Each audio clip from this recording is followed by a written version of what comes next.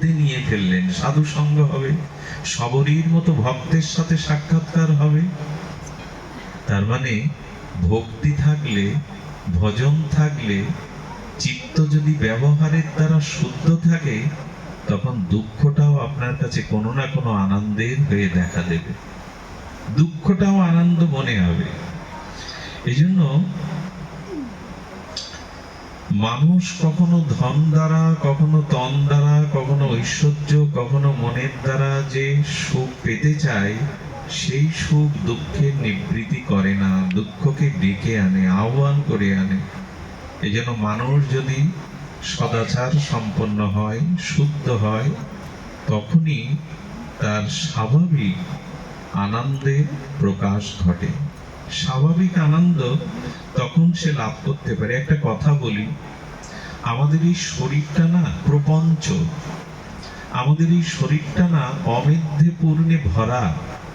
এই শরীরে ঘামটাই আমি সহ্য করতে পারি না, আমার অঙ্গের ঘর্ম এ আমি সহ্য করতে পারি না। কত প্রসাধনী এগুলো আমি ব্যবহার করি ওই ঘামের দুর্গন্ধতে বাঁচবার জন্য। নাসিকার ছিদ্র দিয়ে, দুটি চক্ষু দিয়ে, দুটি কর্ণ দিয়ে, মুখ দিয়ে, আমার শরীরের নির্মাঙ্গ দুটি দ্বার আছে, গুহ্যদ্বার, লিঙ্গদ্বার, সব তো অশুদ্ধ অমেদ্য দুর্গন্ধই বাহির হয়। এই রক্ত মাংসের পিণ্ড, রক্ত মাংস, হাড়, নাড়ি ভুড়ি, কত কীট আমার মধ্যে আছে। মলমূত্রের দ্বারে এখনো বর্তমানে মলমূত্র আছে, সেই দেহে আনন্দ হয়? আরে যে দেহই জরা ব্যাধিতে ভরা, রক্ত মাংস পিণ্ডতে ভরা, যা সর্বদা অমেদ্য দুর্গন্ধ স্বাভাবিকভাবেই প্রকাশ হয়, তাতে কোথায় আনন্দ? ফুলের মধ্যে সৌন্দর্য আসে, সৌরভ আসে, মানুষ ফুল দেখে আনন্দ পায়। আমার দেহের মধ্যে কি আছে? চামড়াটা তুলুন, ওই হাড়গুলি, শিরা উপশিরাগুলি, রক্তগুলি, মলমূত্রও তো এখনো আছে, অনেকগুলো কীট আছে, তার থেকে আনন্দ হয় কি করে? বলে তাহলে আনন্দ কোথায় আছে? বলো শরীরে নেই। এই শরীরটাকে যদি আচরণের দ্বারা, ভজনের দ্বারা শুদ্ধ করতে পারো, পবিত্র করতে পারো। পবিত্র হবে কি দিয়ে? আচ্ছা, জল দিয়ে আমাদের দেহ শুদ্ধ হয়, স্নান করে নিলাম শুদ্ধ জলে, আচমন করে নিলাম, ও অপবিত্র পবিত্র বা বললাম। কিন্তু সব থেকে বড় কথা, অন্তর শুদ্ধ হবে কোন জল দিয়ে? মন শুদ্ধ হবে কোন বাড়ি দিয়ে? স্নান করলে কি মন শুদ্ধ হয়? মনের অশুদ্ধতা দূর হয়? হয় না। এমনকি তীর্থে গেলে মানুষ পূর্ণ পায়, তীর্থে গেলে পাপ ক্ষয় হয়, কিন্তু বলে রাখি তীর্থের দ্বারা মন শুদ্ধি হয় না। তীর্থে গেলে পুণ্য অর্জন হয়, তীর্থে গেলে অনেক সময় পাপও ক্ষয় হয়, যদি যথাযথভাবে তীর্থের বিধি মেনে তীর্থ যেতে পারেন। তবে কি বলবো, তীর্থগুলোকেও আমরা এখন পিকনিক কর্নার বানিয়ে ফেলেছি, বন্ধু বান্ধব নিয়ে। আর এই নূতন এক যন্ত্রের দ্বারা তীর্থগুলিকেও আমরা এখন অশুদ্ধ করতে শুরু করেছি। সেই যন্ত্রটা এখন সকলের হাতে, শুদ্ধতাকে, পবিত্রতাকে গুলি করে মারার মতো যন্ত্র আমাদের হাতে। দেবতাকে কেমন পিছনে রেখে নিজেকে সামনে রেখে ছবিটা তুলি। দেবতার দিকে পিছন ফেরাটা শাস্ত্রের অনুমতি আছে? কোন গুরুজনের পেছনে ফিরে সামনে ছবি তোলা যায়? আমরা ভগবানকেও পিছনে ফেলে নিজেকে জাহির করতে চেষ্টা করি। এই যন্ত্রটা মানুষকে পবিত্রতা মারার জন্য হাতে নিয়ে তীর্থে তীর্থে ঘুরে বেড়ায়। আমি দুপুরে বলছিলাম, পরীক্ষিত মহারাজের ভাগবত মঙ্গলাচরণের পরে পরমহংস কুলতিলক সুখদেব গোস্বামী যখন ভাগবত অমৃত প্রবচন করতে যাবেন, তখন দেবরাজ ইন্দ্র, বরুণ, দেবতাগণ অমৃত কুম্ভ নিয়ে নেমে এসেছিলেন গঙ্গা তীরে পরীক্ষিত সভাতে। পরীক্ষিত মহারাজ, আপনি অমৃত পান করুন, আপনার তক্ষক দংশনে আর বিপ্র অভিশাপে মৃত্যু হবে না। তখন বলছেন, আপনারা আমায় অমৃত দিচ্ছেন, বিনিময়ে কি চাই? বলেন, বিনিময় চাইছে আপনার সাথে সাথে আমরা সাথে বসে হরি কথা শুনতে চাই। পরীক্ষিত মহারাজ কিন্তু অমৃত নেননি, তিনি হরি কথামৃত নিয়েছিলেন। আমি বলছিলাম যে পরীক্ষিত মহারাজ যদি অমৃত ত্যাগ করে হরি কথামৃত নিতে পারেন, আমরা পাঠের সময় মোবাইলটাও ত্যাগ করতে পারি না। নানান কথা এখান থেকে উঠে যায় পাঠ শুনতে শুনতে। যিনি স্বর্গের অমৃত ত্যাগ করে হরি কথা নিলেন, সহজ কথা। আমার সামনে যদি দেবতা এসে বলে তোমার অভিশাপে মৃত্যু হবে না, তক্ষক দংশন করলেও তুমি মরবে না, এই অমৃত কুম্ভ এনেছি পান করো, উনি বললেন না, স্বর্গের অমৃত পান করলে আয়ু পাবো, তাতে তো কৃষ্ণ ভক্তি পাবো না, প্রেম ভক্তি পাবো না, হৃদয়ের আনন্দ পাবো না। ফিরে যাও দেবতাগণ, আমি ওই অমৃত চাই না, আমি হরি লীলামৃত কথামৃত চাই। যিনি অমৃত ত্যাগ করলেন, আমরা সেখানে মোবাইল ত্যাগ করতে পারছি না তীর্থে গিয়ে, ভাগবতে গিয়ে। এটার প্রয়োজন আছে, কিন্তু সবখানে প্রয়োজন এটা নাই। রাত ৩টের সময় ২টোর সময় কেউ কল করবে, এটা সভ্যতা? বিশেষ প্রয়োজন ছাড়া সারা রাত জেগে আমাদের ঘরে যুবক যুবতী পিতামাতা হাড় ভাঙা পরিশ্রম করে মাথার জল পায়ে ফেলে ওদেরকে মানুষ করতে চাইছে, সেখানে সারা রাত ধরে ওই নেট, ওই বিদেশি সংস্কৃতি দেখতে দেখতে সব বিকারগ্রস্ত, রোগগ্রস্ত, মানসিক রোগী হয়ে যাচ্ছে। পিতামাতার ঘুম নাই, তার চিন্তা নেই। এই জন্য তীর্থগুলিকেও আমরা এখন সেলফি তোলার জন্য, ছবি তোলার জন্য দেবতাকে অপমান করছে, আচরণকে নষ্ট করছে।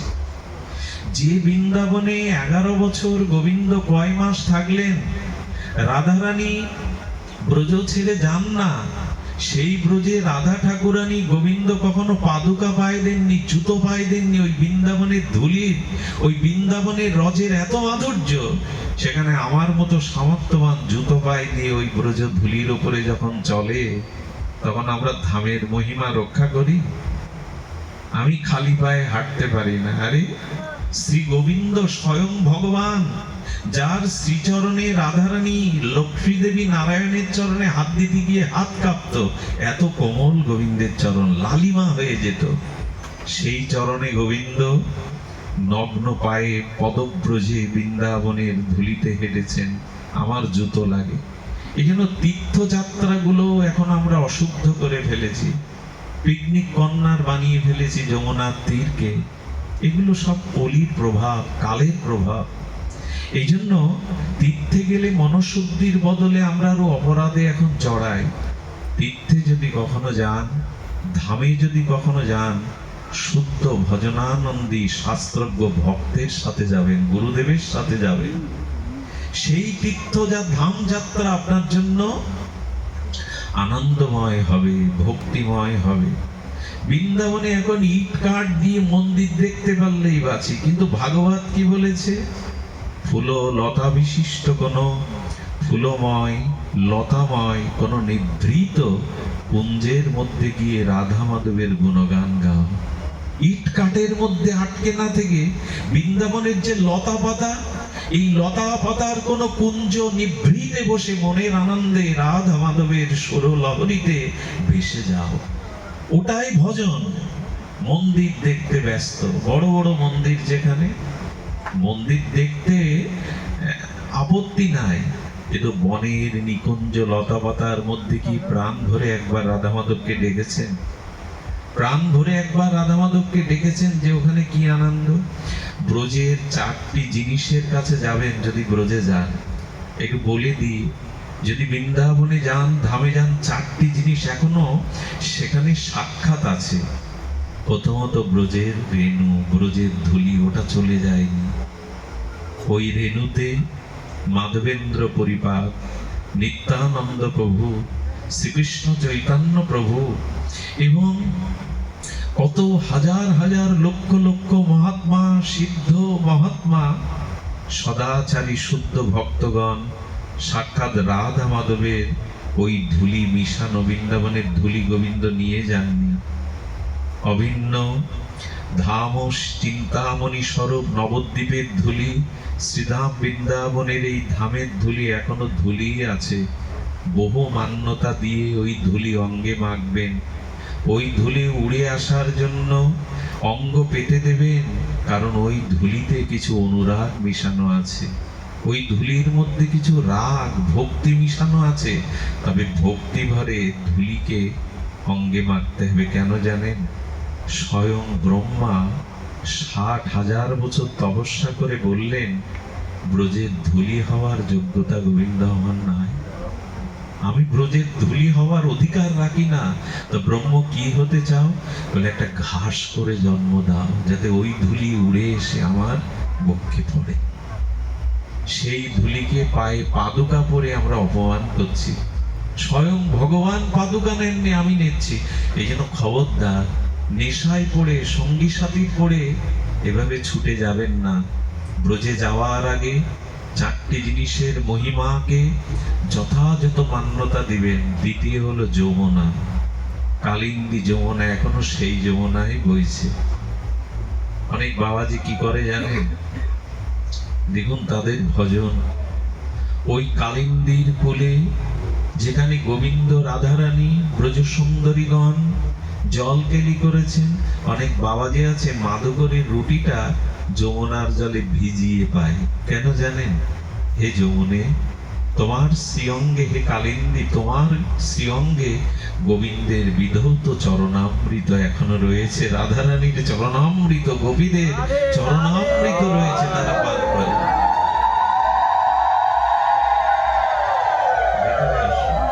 চরণামৃত তারা পান করে। এই জন্য প্রথমে গিয়েই যমুনাকে স্মরণ করবেন। আমি একবার আমাদের নিয়ম সেবা কার্তিক ব্রত মাসে ব্রজে গেলাম। আপনারা জানেন ট্রেন যাত্রায় কতটা ক্লান্ত হতে হয়। তো ট্রেন যাত্রায় ক্লান্ত হয়ে জ্বর অবস্থায় কালিন্দীতে নেমেছি। প্রবাহিনী গোবিন্দের প্রেমের তরঙ্গ, রাধারানীর ভাব তরঙ্গ কালিন্দীতে নেমে যেই একটা ডুব দিয়েছি না, ডুব দিয়ে উঠে যেন মনে হলো আমার এই পথ ক্লান্তি শান্তি আর নেই। পরমানন্দে অঙ্গ নয়, হৃদয়টাও যেন শীতল হয়ে গেল। তীর্থে গিয়ে, ধামে গিয়ে আমাদের কি হয়? তীর্থে ধামে গেলে মনোশুদ্ধি হয়, ভক্তি হয়, কিন্তু এই জিনিসগুলোর শরণাপন্ন হতে হবে। কয়টি বললাম আমি? ব্রজে ধুলি, দ্বিতীয়ত যমুনার বারিধি, কালিন্দীর বারিধি, ওটা গোবিন্দ রাধারানীর গোপীদের চরণামৃত। তৃতীয় যেটি আছে সেটা হলো গিরিরাজ গোবর্ধন। আজও গিরিরাজ গোবর্ধন ব্রজধামের ভূষণ হয়ে লক্ষ লক্ষ জীবকে আহ্বান করছে, এসো এই গিরি গোবর্ধনের তটে এসো, গিরি গোবর্ধনের পরিক্রমা করো। এই পরিক্রমার দ্বারা গিরি গোবর্ধনের সাক্ষাৎ অভিন্ন গোবিন্দকে দর্শন করো। এই 3টি জিনিস, যমুনা, ব্রজের রেণু, গিরিরাজ গোবর্ধন মহারাজ।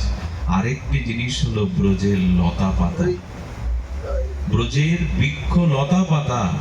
এগুলি আজও লতা পাতা বৃন্দাবনের সাধারণ নয়, ওদের প্রত্যেকের মধ্যেই আপনাকে ভক্তি দিতে পারে। এজন্য তীর্থযাত্রাকে যেন অপরাধের আর বাতাবরণ তৈরি করবেন না। শুদ্ধ ভক্ত সঙ্গে, শ্রীগুরুর সঙ্গে, মহাত্মাদের সঙ্গে যাবেন। তাদের সাথে গেলে এই অপরাধের জাল আমাদের আর জড়ানো হয় না। সেখানে নিরপরাধ থাকতে পারি। বলার অভিপ্রায় হলো এই রক্ত মাংস পিণ্ড অমেধ্য দুর্গন্ধময়, এই পুজোময় রক্তময় মলমূত্রময় দুর্গন্ধময় নাড়ি ভুড়ি কিরমিকেটে ভরা এই শরীরে আনন্দ কোথায়? এই শরীরে আনন্দ কোথায়? এ তো শাস্ত্রে বলছেন যে তীর্থে গেলে পাপ ক্ষয় হয়, পূর্ণ হয় বটে, তবে মনের শুদ্ধি হয় না। মনের শুদ্ধি হয় সাধু সঙ্গ, ভগবানের হরি কথাতে, ভগবানের কথাতেই মনশুদ্ধি হয়। এই জন্য যারা সাধুরা ধামে যান তারা যেখানে সাধুগণ, যেখানে মরমী রাধারানীর প্রিয় অনুরাগ হৃদয় চিত্তে রেখে ভজন করছেন, সেখানে হরিকথা শুনতে বসে যান। এজন্য তীর্থে গেলে পূর্ণ হয়, পাপ ক্ষয় হয়, কিন্তু মন শুদ্ধি হয় এমন নয়। গঙ্গা স্নান করলে দেহ শুদ্ধি হয় বটে, কিন্তু অনেক জন্মের দুর্বাসনাময়, অপরাধময়, পাপের ভরা মন, এটি সবসময় শুদ্ধ হয় না। শুদ্ধ হয় সাধু সঙ্গে, শুদ্ধ হয় হরি কথামৃতে। এই দেহকে শুদ্ধ করতে হবে। এই দেহেই আনন্দ আসবে, এই দেহেই প্রেম ভক্তি আসবে। এই মলমূত্র অমেদ্যপূর্ণ এই শরীরের মধ্যে পরমানন্দ উপলব্ধি হবে। এই জন্য বলছে আচার আচরণ শুদ্ধ করো, ব্যবহার শুদ্ধ করো। দেখুন, ব্যবহার শুদ্ধ আমাদের আজ নাই। খাওয়া দাওয়া, পোশাক আশাক, কথা বলা চলা, সবখানেই আমরা শুদ্ধ শাস্ত্রীয় আচার করতে পারছি না। অনেকেই আমার মতো মাদিস্য জিহ্বা, সবখানেই একটা অশুদ্ধতার ছোঁয়া। এই জন্য আমাদের চিত্ত আজ বলো কলুষ হয়ে গেছে, আমাদের মন এত সংকীর্ণ হয়ে গেছে, আমাদের মধ্যে উদারতার এত অভাব কেন জানেন? সব কিছু অশুদ্ধ জিনিস গ্রহণ করছি আমরা। শুদ্ধতার পরিচয় আজ আমরা নিতে পারছি না। একটা দৃষ্টান্ত দেই। রামচন্দ্রের যজ্ঞ করার জন্য গুরুদেব বশিষ্ঠদেব বলছে, রাম, সীতা বনবাসে, এখন যোগ্য পত্নী বামে না থাকলে যজ্ঞ করা যাবে না। তুমি আমার আদেশ, আমি গুরুদেব, আমি বলছি তুমি দ্বিতীয় পত্নী গ্রহণ করো, দ্বিতীয় স্ত্রী গ্রহণ করো। খুব ধ্যান দিয়ে শুনুন, শুদ্ধ ব্যবহার কাকে বলে, শুদ্ধ আচরণ কাকে বলে। রামচন্দ্র করজোড়ে বললেন, গুরু আজ্ঞা মস্তকে ধারণ করা উচিত, কিন্তু গুরুদেব, আমি যে সীতাকে ছাড়া জগতের প্রত্যেক রমণীকে মা বলে জানি। দেখুন শুদ্ধতা কোথায় আসে। রঘুপতি রাম বলছেন, আমি সীতা ব্যতীত কোনো রমণীকে মাতৃস্ত্রী ছাড়া দেখি না। মাকে বিবাহ করব কি করে, দ্বিতীয় পত্নী কি করে নেব? বলে যজ্ঞের প্রয়োজনে নাও। আচ্ছা, তোমার পিতা দশরথ, তিনি তো 3টা বিবাহ করেছেন, আর তখন বহু বিবাহের প্রচলন ছিল। তুমি অযোধ্যার চক্রবর্তী সম্রাট দশরথের পুত্র, তোমার দ্বিতীয় বিয়েতে তো আপত্তি নেই শাস্ত্রে বা তোমার বংশ পরম্পরায়। রামচন্দ্র পিতার দিকে, ওই দৃষ্টান্তের দিকে তাকালেন না। কেন জানেন? পিতার বিচার করার দায়িত্ব পুত্রের নয়। আজ আমরা বড় হয়ে গেছি পিতার থেকে। তুমি বোঝো না, তুমি পাগল, তোমার সিদ্ধান্ত এখন অচল। এগুলো সুপুত্রের কথা না। জগৎ ধ্বংসের, পরিবার ধ্বংসের কারণ হলো আচার্য গুরুদের আদেশকে আমরা এখন মূল্যায়ন করি না। আচ্ছা, রামচন্দ্র যখন বনবাসে যায়, তাকে একজন বলছেন, তোমার পিতা বৃদ্ধ হয়েছে, কৈকেয়ীর মায়ের প্রতি অতিরিক্ত আসক্তির কারণে বধ দিতে চেয়ে তোমাকে বনবাসে পাঠাচ্ছে। এই বৃদ্ধ মতিভ্রম দশরথের কথা তুমি শুনতে যাবে কেন? রাম বললেন, পিতার কর্তব্য পিতা করেছে, পুত্রের কর্তব্য হিসাবে আমি আমার কর্তব্য হচ্ছে বিচার ভুল ধরার দায়িত্ব পুত্রের নয়। এখন আমরা বলি পিতা বোঝে না, তার মাথা খারাপ, সে সিদ্ধান্ত নিতে পারে না। কথাগুলি ঠিক নয়। পিতা মাতার শুদ্ধ, আমি প্রথমে কি বলেছি, ব্যবহার শুদ্ধ না হলে আনন্দ লাভ জীবনে পাবেন না। ব্যবহার শুদ্ধ না হলে ভক্তি কখনো পাবেন না। এই ব্যবহার শুদ্ধ হলো এইগুলি: পিতা মাতাকে সম্মান করা, তাদের আদেশকে মস্তকে রামের মতো মেনে নেওয়া। পিতার কর্তব্য পিতা করেছে, পুত্রের উচিত নয় পিতার কর্তব্যের বিচার করা। এটা রঘুপতি রামচন্দ্রের কথা। একবারও বলেননি তুমি বৃদ্ধ হয়েছ, কৈকেয়ীকে মোহগ্রস্ত হয়ে বর দিতে চেয়ে কেন আমার প্রজারা তো আমার বনবাস চাইছে না, কেউ তোমার বনবাস চাইছে না। রাম দ্বিতীয়বার বলেনি। তেমনি বললেন, পিতা বহু বিবাহ করেছে, এটা পিতার কর্তব্য, কিন্তু উনি বললেন আমার কর্তব্য নয়। আমি জগতে সীতা ব্যতীত অন্য রমণীকে মাতৃদৃষ্টিতে দেখি গুরুদেব, আমি দ্বিতীয় পত্নী গ্রহণ করতে পারবো না, এক পত্নী ধরো রামচন্দ্র। বশিষ্ঠদেব বলছেন তাহলে যোগ্য হবে না। ভগবান রাম তো ব্যবহার শুদ্ধ হলে, আচরণ শুদ্ধ হলে মানুষের মস্তিষ্ক বিচার শুদ্ধ হয়। দেখবেন রাম হাত জোড় করে অবনত মস্তকে বলছেন, গুরুদেব আমি যদি একটা প্রস্তাব দিই। বলে কি প্রস্তাব? বলে যারা শিল্পী তাদের দ্বারা একটা স্বর্ণ সীতার মূর্তি তৈরি করে বামে রেখে যজ্ঞ করি, যদি তাকে স্ত্রীর মর্যাদা দিয়ে একবার চিন্তা করতে পারেন। রাম পারতেন না দ্বিতীয় কোনো পত্নী গ্রহণ করতে, কিন্তু বলছেন একটা স্বর্ণ সীতা তৈরি করে শাস্ত্রের মর্যাদায় প্রাণ প্রতিষ্ঠা করে এই যজ্ঞ সম্পন্ন করুন গুরুদেব, আমি দ্বিতীয় কাউকে স্ত্রীর দৃষ্টিতে দেখতে। এই হলো আমাদের ভগবান, এই হলো আমাদের রঘুপতি মর্যাদা পুরুষোত্তম রামচন্দ্র। এই শুদ্ধ আচারগুলো মনে রাখি আমরা। আমাদের জীবনে এ জাতীয় শুদ্ধ আচরণ আজ চলে গেছে বলে আনন্দও চলে গেছে, ভক্তিও চলে গেছে। যা আছে বাইরে শুধু লোক দেখানো, রঙিন আলোয় ভরা, কাজের কাজ ভেতরে কিছু নেই। আচার আচরণ শুদ্ধ না হলে ধন দিয়ে হয় না, ভক্তি না থাকলে, চরিত্র আচরণ শুদ্ধ না হলে ধন দিয়ে, শরীর দিয়ে, রূপ দিয়ে, অর্থ দিয়ে আনন্দ হয় না, সুখ হয়। আর সেই সুখ দুঃখকে আহ্বান করে ডেকে আনে। সুখ নিলেই দুঃখ নিতে হবে, কিন্তু আনন্দ নির্ভেজাল আনন্দ, ওর মধ্যে দুঃখটাও আনন্দ হয়ে পড়ে। আচ্ছা, কোনো অমৃতের সাগরে যদি কোনো বস্তু পড়ে যায়, সেই বস্তুর গায়ে অমৃত লাগবে কিনা? অমৃত সাগরের মধ্যে একটা বস্তু চুবিয়ে নিলেন, চিনির রসের মধ্যে একটা বস্তু চুবিয়ে নিলেন, তাতে মিষ্টতা লাগবে কিনা? লাগবে। কিন্তু নোনা জলে যদি কিছু চুবিয়ে নেন, নোনা লাগবে। এবং আচার ব্যবহারের মধ্যে যদি মন চরিত্রকে ডুবাতে পারেন, আপনি শুদ্ধ হয়ে যাবেন, আনন্দ পাবেন, অমৃতময় হয়ে যাবে। এই জন্য আমাদের ব্যবহারের দিকে লক্ষ্য দিতে হবে। মন শুদ্ধি না হওয়া পর্যন্ত, আচরণ শুদ্ধ না পর্যন্ত আনন্দের সন্ধান আপনি পাবেন না। সুখের সন্ধান পেতে পারেন, তাতে আনন্দ হবে না। বাইরের যা কিছু দিয়ে আমরা সঞ্চয় করে সুখ পেতে চাই, যেটা কাগজের ফুল পাওয়া। আর আচরণ শুদ্ধ করে, চরিত্র শুদ্ধ করে ভজনের দ্বারা যে আনন্দ পাওয়া যায়, সেটা প্রকৃতির স্নিগ্ধ শিশির সিক্ত ফুলের মতো। কাগজের ফুল অনেক দিন থাকে, অনেক দিন ধরে থাকে, কিন্তু কাগজের ফুলে সুবাস, সুগন্ধ, প্রাকৃতির নির্যাস থাকে না। সেটা প্রকৃতিজাত শুদ্ধ ফুলের মধ্যে থাকে।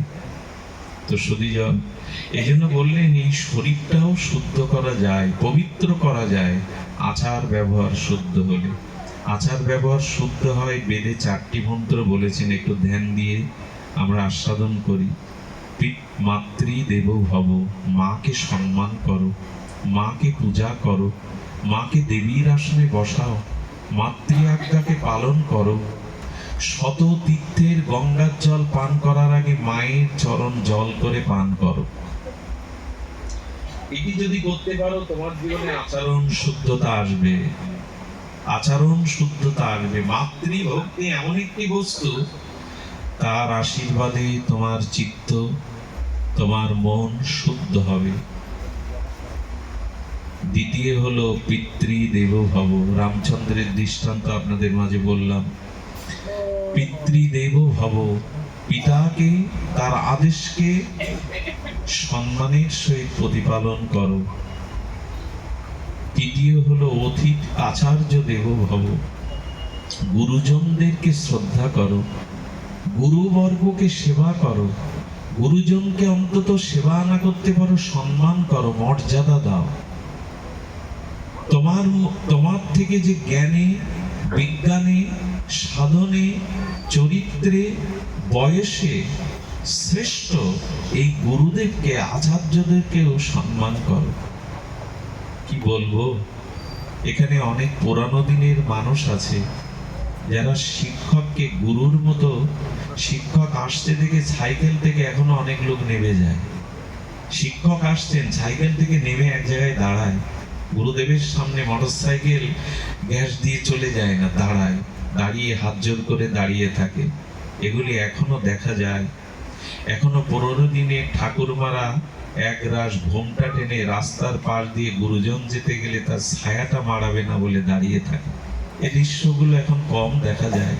কিন্তু এগুলি পুরানো দিনের মানুষের এত ভাগবত অনুষ্ঠান, এত শাস্ত্র জ্ঞান না থাকলেও পরম্পরা ধারার একটা তাদের ভিতরে শ্রদ্ধা বোধ ছিল, গুরুজনকেই মান্যতা। এখন আর কি বলবো, শিক্ষকের সাথে এখন ক্যারামও খেলে ছাত্র, শিক্ষকের সাথে এখন আড্ডাও দেয়। ধীরে ধীরে একটা কালের বিবর্তনে, সময় বিবর্তনে আচার্য দেব ভব বেদের এই মন্ত্র আমরা আজকে অশুদ্ধ করে ফেলেছি। শ্রেষ্ঠ গুরুজনের আগে কখনো চলবেন না, গুরুজনের পশ্চাৎপাদ হয়ে চলুন, তাদের আশীর্বাদ পাবেন। আমরা সবাইকে পেছনে টেনে এগিয়ে যেতে চাই, এই জন্য তো আমরা বড় পিছিয়ে পড়ছি। এগিয়ে যাচ্ছি বলা যাবে না, এগিয়ে যাচ্ছি ভৌতিক উন্নতিতে, গাড়ি বাড়ি বিদ্যুৎ আর কত কি, এগিয়েছি যান্ত্রিক সভ্যতায়, মানবিক গুণাবলীতে আমরা পিছিয়েছি, কথা বলতেই হবে। যন্ত্রের দ্বারা, প্রযুক্তির দ্বারা আজ আমরা এগিয়েছি। আচার্য পিতা মাতার শ্রদ্ধা এ থেকে পিছিয়েছি। এই জন্য শ্রেষ্ঠ যদি বলেন বিল্বমঙ্গল এত দূর থেকে এসেছি তোমার কাছে এই কথা শুনতে, আরে পিতা মাতাকে ভক্তি করো, আচার্যকে ভক্তি করো, কে না জানে, কি তোমাকে ডেকে এনে শোনার কথা? অনেক বড় বড় কথা বলে কি হবে যদি ঘুল্ল মূল্য অ কথা না লিখতে শিখি? তবে অত বড় বড় বিদ্যা নিয়ে কি করব? আগে তো অ খকার সাথে পরিচয় হতে হবে, ব্যঞ্জন বর্ণের সাথে, স্বরবর্ণের সাথে, তারপরে তো উচ্চ শিক্ষা, উচ্চ বিদ্যা। আগে তো হাতে ঘড়িটা মাস্টার মশাইয়ের কাছে দিতে হবে, আগে তো অ কথা লিখতে শিখতে হবে, তবেই তো উচ্চ বিদ্যালয়ের ডিগ্রি পাবো। এই প্রাথমিক কথাগুলি আজ নষ্ট হয়ে গেছে। আচার্য দেব ভব, গুরুজনদেরকে শ্রদ্ধা করো। আর বলছেন মাতৃদেব ভব, পিতৃদেব ভব, আচার্য দেব ভব, অতিথি দেব ভব। এই একটা জিনিস এই সনাতন হিন্দুর ঐতিহ্য ছিল, যেটা বড় অতিথি পরায়ণ। আজও আপনাদের এই গোপালগঞ্জ, মোকসেদপুর, এই যত পল্লী গ্রাম অঞ্চলে যাবেন এখনো ওই জিনিসটা আছে। একটু পা ধোয়ার জল এগিয়ে দেওয়া, একটু প্রদীপটা জ্বালিয়ে এগিয়ে আসা, সাধু এসছে, অতিথি এসছে, একটা কাপড় পেতে দেওয়া, এক গ্লাস। দেখুন, অতিথি দূরে আসলে অতিথিকে নারায়ণ ভেবে, যার ঘরে কোনো খাদ্য নেই, ফলমূলও নেই, তবু একটু সেবা করবেন। 3টে জিনিস আপনার ঘরে আছে, একটা হলো বসবার আসন, এক গ্লাস শীতল জল, একটা বাতাসা, আর একটু মিষ্টি ব্যবহার। কার কাছে নেই, কার ঘরে নেই? মুখে বলছি অতিথি দেব ভব, অতিথি নারায়ণ, মুখে বলিয়া ওড়াচ্ছি। বেদের এই মন্ত্র, বেদ আমাদের জানিয়েছেন কত পূর্বে। আচ্ছা, অতিথি কেউ গিরে এলে তো এই 3টি জিনিস করতে পারে, একটু বসতে বলা, একটা আসনে গিয়ে দেওয়া।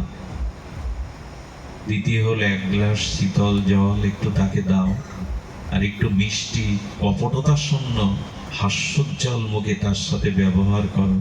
এই 3টি তো বাইরে থেকে আনা লাগবে না। এই জন্য অতিথিকে, আচ্ছা, সীতামার সামনে রাবণ এসছে সন্ন্যাসী রূপ ধরে, এটা সীতা জানে কিনা? একটু কথা বলুন, সীতামা জানে কিনা?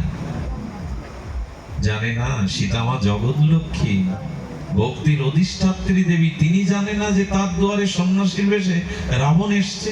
বলে, মা জানো যদি তা বিপদ ডেকে আনলে কেন? তাকে ভিক্ষা দিতে দিলে কেন? বাইরে, গণ্ডির বাইরে না বাড়ালে তো দুষ্ট রাবণ তোমায় হরণ করতে পারত না। সীতামা বললেন, আমি ধর্ম পালনের জন্য সব করেছি। এটা কি কথা গো? রামায়ণ শিক্ষা দিচ্ছে, সীতামাকে বলছে, তো তুমি ধর্ম পালন করতে গিয়ে তো বিপদে পড়লে, দুষ্ট রাবণ তোমাকে হরণ করলো। সীতামা বললেন, যদি গৃহ বা কুঠির তৈরি করে থাকা হয়, সেটা গৃহ বলে।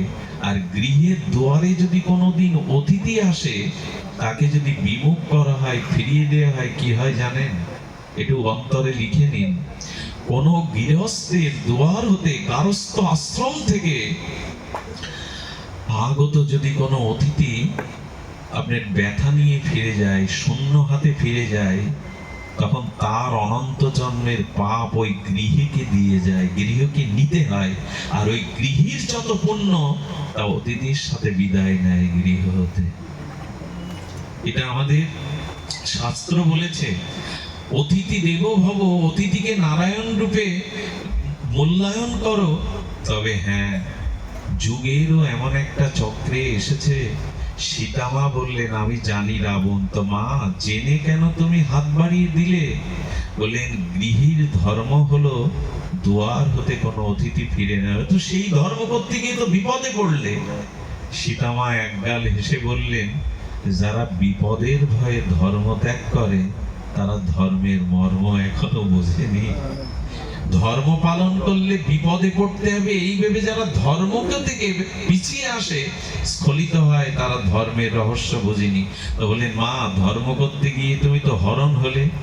সীতামা দৃঢ় কণ্ঠে বলেছিল, আমি ধর্মকে রক্ষা করেছি, এখন ধর্মের দায়িত্ব আমাকে রক্ষা করা। ওটি রাবণের সাধ্য নয় সীতার দিকে তাকে স্পর্শ করে, কারণ যে ধর্মকে ধারণ করে, ধর্ম তাকেই রক্ষা করে। দৃঢ় মন প্রত্যয় যোগে যে ধর্ম শব্দ নিষ্পন্ন হয়েছে, যে ধর্মকে ধারণ করে, ধর্মের কর্তব্য হলো তাকে ধারণ করা। আজও এই নীতি, পৃথিবী যতদিন থাকবে, এই আদর্শ, এই বৈদিক নীতি এটাই থাকবে। সীতামা বললেন, জানো, রাবণ যে আমাকে ঠকালো, সন্ন্যাসী সাধুর বেশ ধরে যে এইভাবে সে একটা কুকর্ম করলো, রাবণ এই পাপের দ্বারাই, ছলনার দ্বারাই বধ হবে। রাবণকে রামচন্দ্র মারবেন কি গো? রাবণ তার পাপের দ্বারাই মরেছে। কেউ কাউকে মারে না, তার পাপই কারোর হাতে মৃত্যুর কারণ হয়ে দাঁড়ায়। কংস তার পাপেই মরেছে, উপলক্ষ ভগবান। রাবণ রাবণ মরেছে রামচন্দ্রের হাতে, এটা গৌণ কারণ। মুখ্য কারণ, রাম পাপের দ্বারাই বিনাশ হয়েছে। ধর্মকে ধরে রাখেনি, রাবণকে ধর্ম ধরে রাখেনি। সহজ কথা, ধর্মকে যথাযথভাবে ধারণ করুন, ধর্ম আপনাকেই ধারণ করবে, এটা প্রসিদ্ধ কথা। তো আমি নিবেদন করব, অতিথি দেবো ভব কথাটা বললে আপনাদের মনের কোণে একটা মেঘ জমছে। জানেন, অনেক জায়গায় সাধুর বেশ ধরে ঘরে আসে, আর তখনই আসে যখন পুরুষ মানুষ বাড়ি থাকে না। মায়েদের বলে, তোর খুব বিপদ যাচ্ছে, সংকট যাচ্ছে, আয় আমি একটু জল পড়া দিয়ে দিই। ওই জল পড়ার নাম করে বললে, মা, তোর আপাত বিপাদ, গ্রহদোষ, মামলা মকদ্দমা, রোগ শোক যাবে, সোনাগুলো আন, আমি একটু তাতে জল পড়ে দিই, সোনার জল খাবি। আর ওই সোনার জল চুবিয়ে চরণামৃত মনে করে অজ্ঞান করে সব নিয়ে যায়। আমার কথা মানবেন অতিথি নারায়ণ? একথা মানবেন? অনেক জায়গায় এরকম ঘটে। আজ মানুষের উপকার করতে গিয়েও মানুষ ফেঁসে যায়। ধর্ম রক্ষা করাটাও এখন খুব কঠিন। রাস্তায় একটা মানুষ জল জল বল চিৎকার করছে, এক গ্লাস জল দাও। অনেকে এখন চায় না জল দিতে, কেন জানেন? ওই জল খেয়ে যদি রাস্তায় মরে পড়ে থাকে, পুলিশ এসে আগে ওকে ধরবে। তুমি তোমার কোনো কারণে ওই জলের সাথে কিছু মিশিয়ে ওকে খেতে দিয়েছে, থানায় চলো। কে রাজ্যে থানায় প্রমাণ করাতে যাবে যে আমি নির্দোষ? সমাজ ব্যবস্থাটা এখন এমন হয়ে গেছে, কারো উপকার করতে গেলেও ফেসে যেতে হয়। তবে উপকার ছাড়বেন না, ধর্ম ছাড়বেন না। ধর্মের জয়, সত্যের জয়, এগুলো আজকের দিনের কথা না, এগুলো চিরন্তন কথা। সত্যমেব জয়তে। বেদ ভগবান বলেছেন সত্যেরই জয়।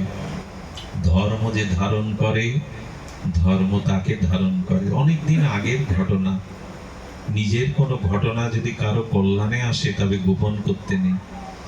আমার বয়স তখন কতই হবে, 15-16, 20-25টা ছেলেদের নিয়ে এক জায়গায় পাঠ করতে গেছি, কীর্তন করতে গেছি। তো রাতে তারা নিষেধ করছে, বাবা এই ছেলেগুলোর কারো ঘড়ি আছে, কারো আংটি আছে, গলার চেন আছে, এই রাত্রে যেও না, এই পথটা বড় বিপজ্জনক। আমি বললাম, এসেছিলাম প্রভুর কাজ করতে, ঠাকুরের গুণগান করতে, তিনিই রক্ষা করবেন।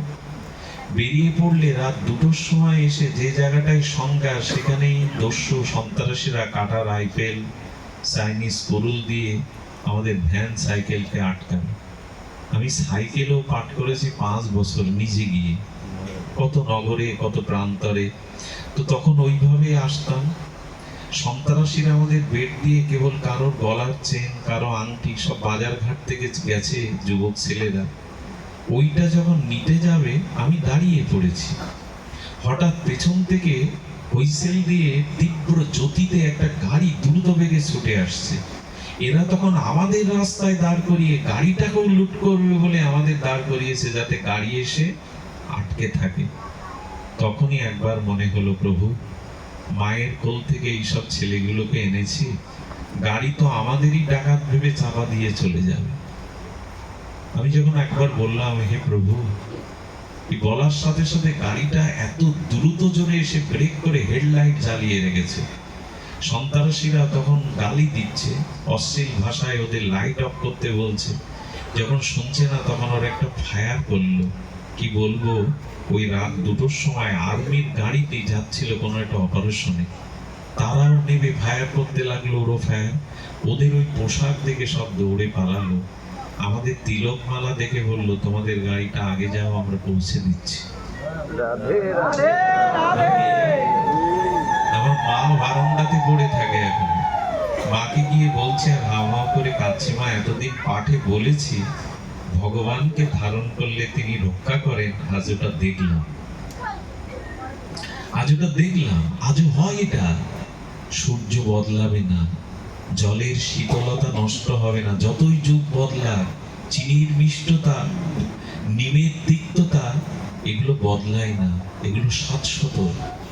ঠিক তদুপরি ধর্মকে ধারণ করুন, বিপদের ভয়ে ধর্ম ত্যাগ করবেন না, বরঞ্চ বিপদ জেনেও সীতা মায়ের মতো, আর যদি সীতাহরণ না হতো, রাবণ বধ হতো না, ধর্ম প্রতিষ্ঠা হতো না।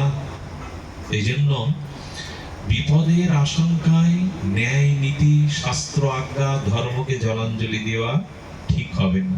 আমরা বলছিলাম আচরণ শুদ্ধতার কথা, মন শুদ্ধতার কথা, তবেই আনন্দ পাওয়া যাবে, তবেই ভক্তি পাওয়া যাবে। আর সব থেকে বড় হলো, আমাদের উচিত হলো আচার ব্যবহারটাকে একটু ধ্যান দেওয়া। একটু ধ্যান দেওয়া কেমন জানেন? সকালে তো স্নান করার নিয়ম অনেকেই করেন, স্নান করে একটা বস্ত্র রাখেন, একটা থান বা কাপড়। আমি আপনার কাছে 10 মিনিট ভিক্ষা চেয়ে নেব, ওই 10 মিনিট একটু ঠাকুর দর্শনে যাওয়া। ঠাকুর ঘর যেখানে আছে, রাধা মাধব যুগল আছে, আপনার ইষ্টদেব আছে, ওর সামনে গিয়ে একটু বসুন, 10টা মিনিট ভগবানকে দিন। এই ব্যতিব্যস্ত যান্ত্রিক যুগে আমরা ঘরে ঠাকুর আছে, অথচ ঠাকুরের সামনে হয়তো মায়েরা ফুল জল দেওয়ার জন্য যায়, সবাই যায় না। ঠাকুরের সামনে গিয়ে দাঁড়ান। এই দাঁড়ালে কি হবে জানেন? তার কাছে গিয়ে একবার একটু তার সামনে গিয়ে দাঁড়ালে কি হবে জানেন? যেটা হবে, ভগবান আপনাকে দেখে প্রসন্ন হবেন।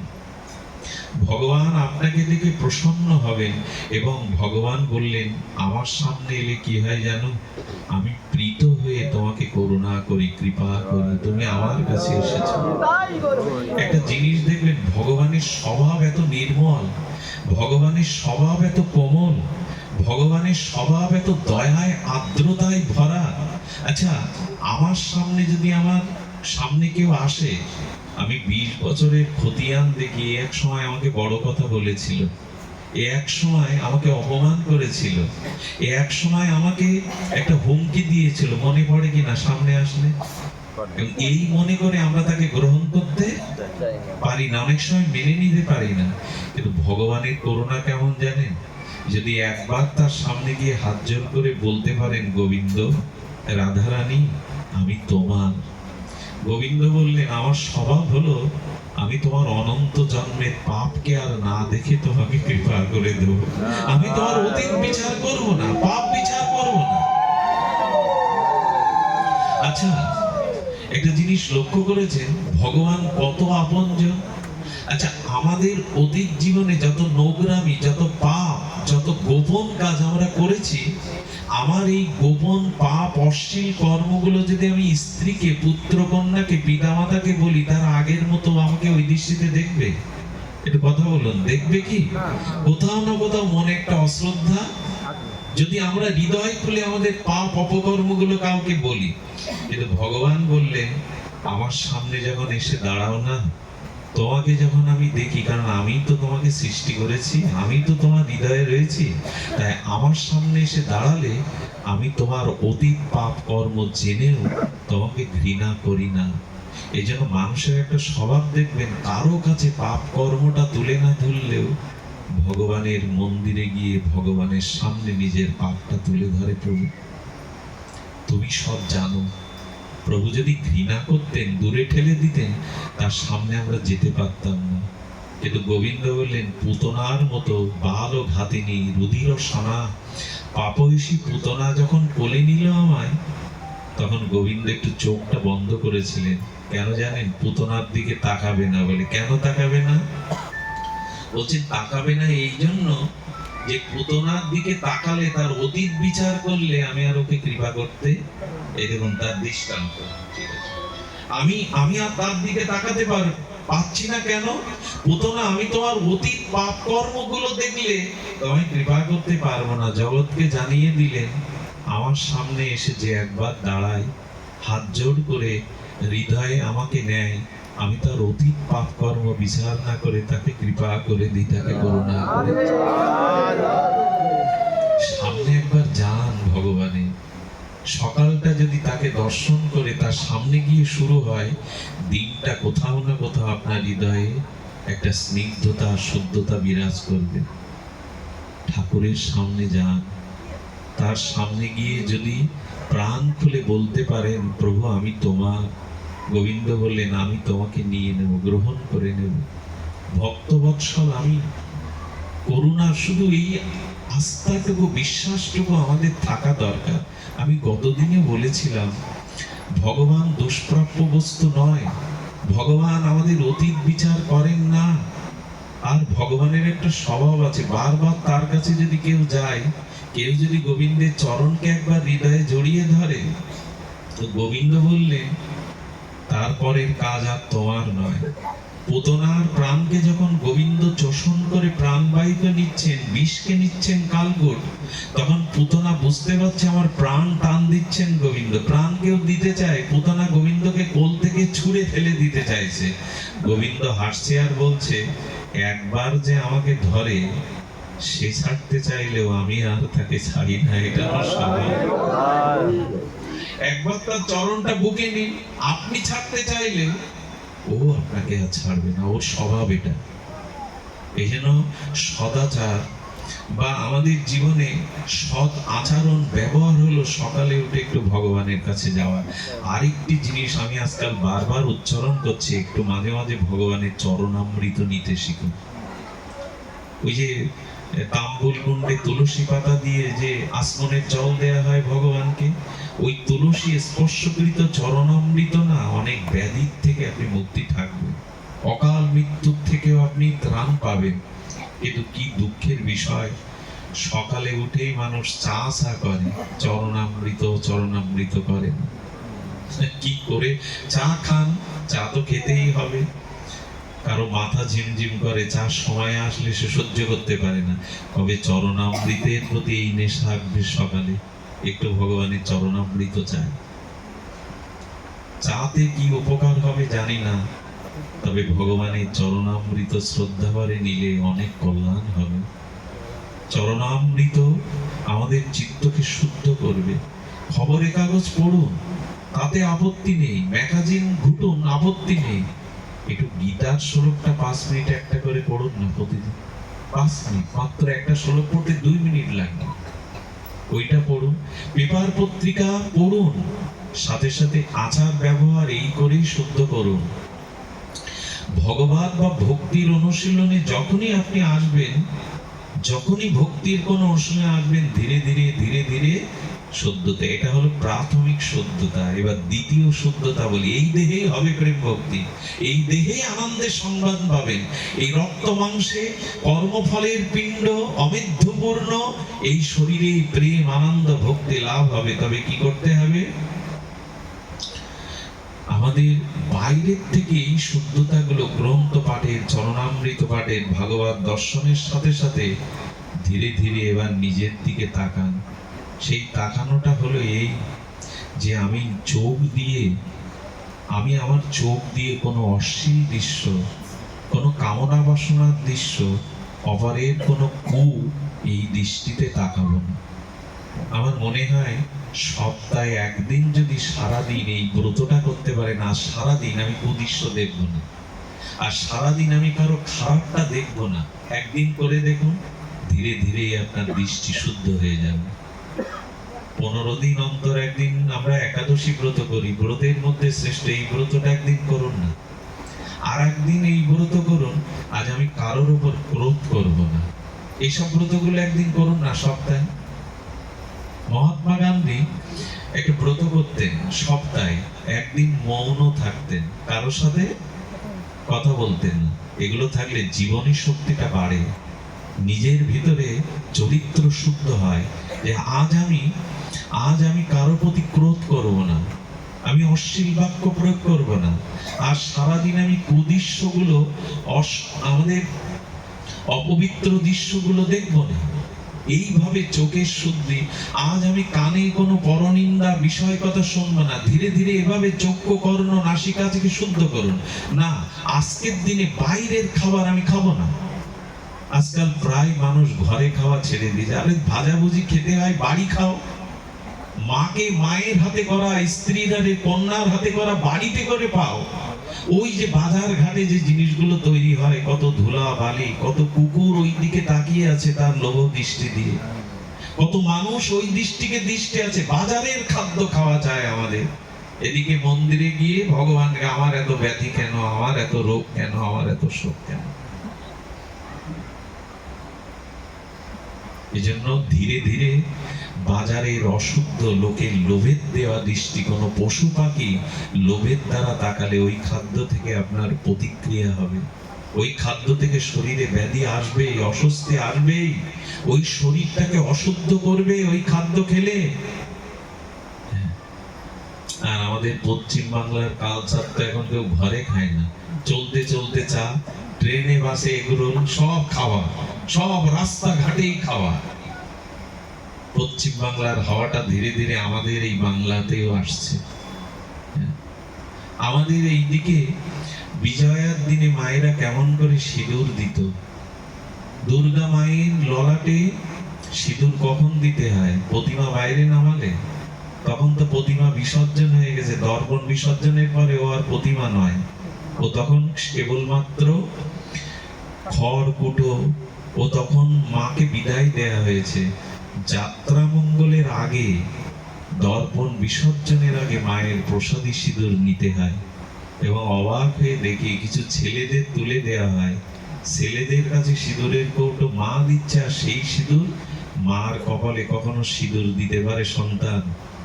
এই অসভ্যতাগুলো এখন আমাদের মাঝে চলে আসছে পশ্চিম বাংলা থেকে।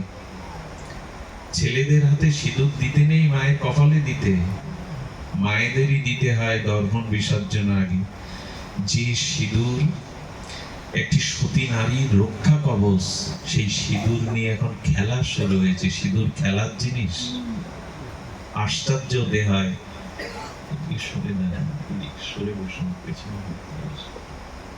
সিঁদুর খেলবেন না, সিঁদুর খেলার জিনিস না। কোন বিধবা মায়ের দিকে তাকাবেন, সিঁদুরের কি মূল্য, সব হারিয়েছে সে। শাখা সিঁদুর সনাতনের একটা অন্যতম ঐতিহ্য, একে খেলনার জিনিস বানাবেন না।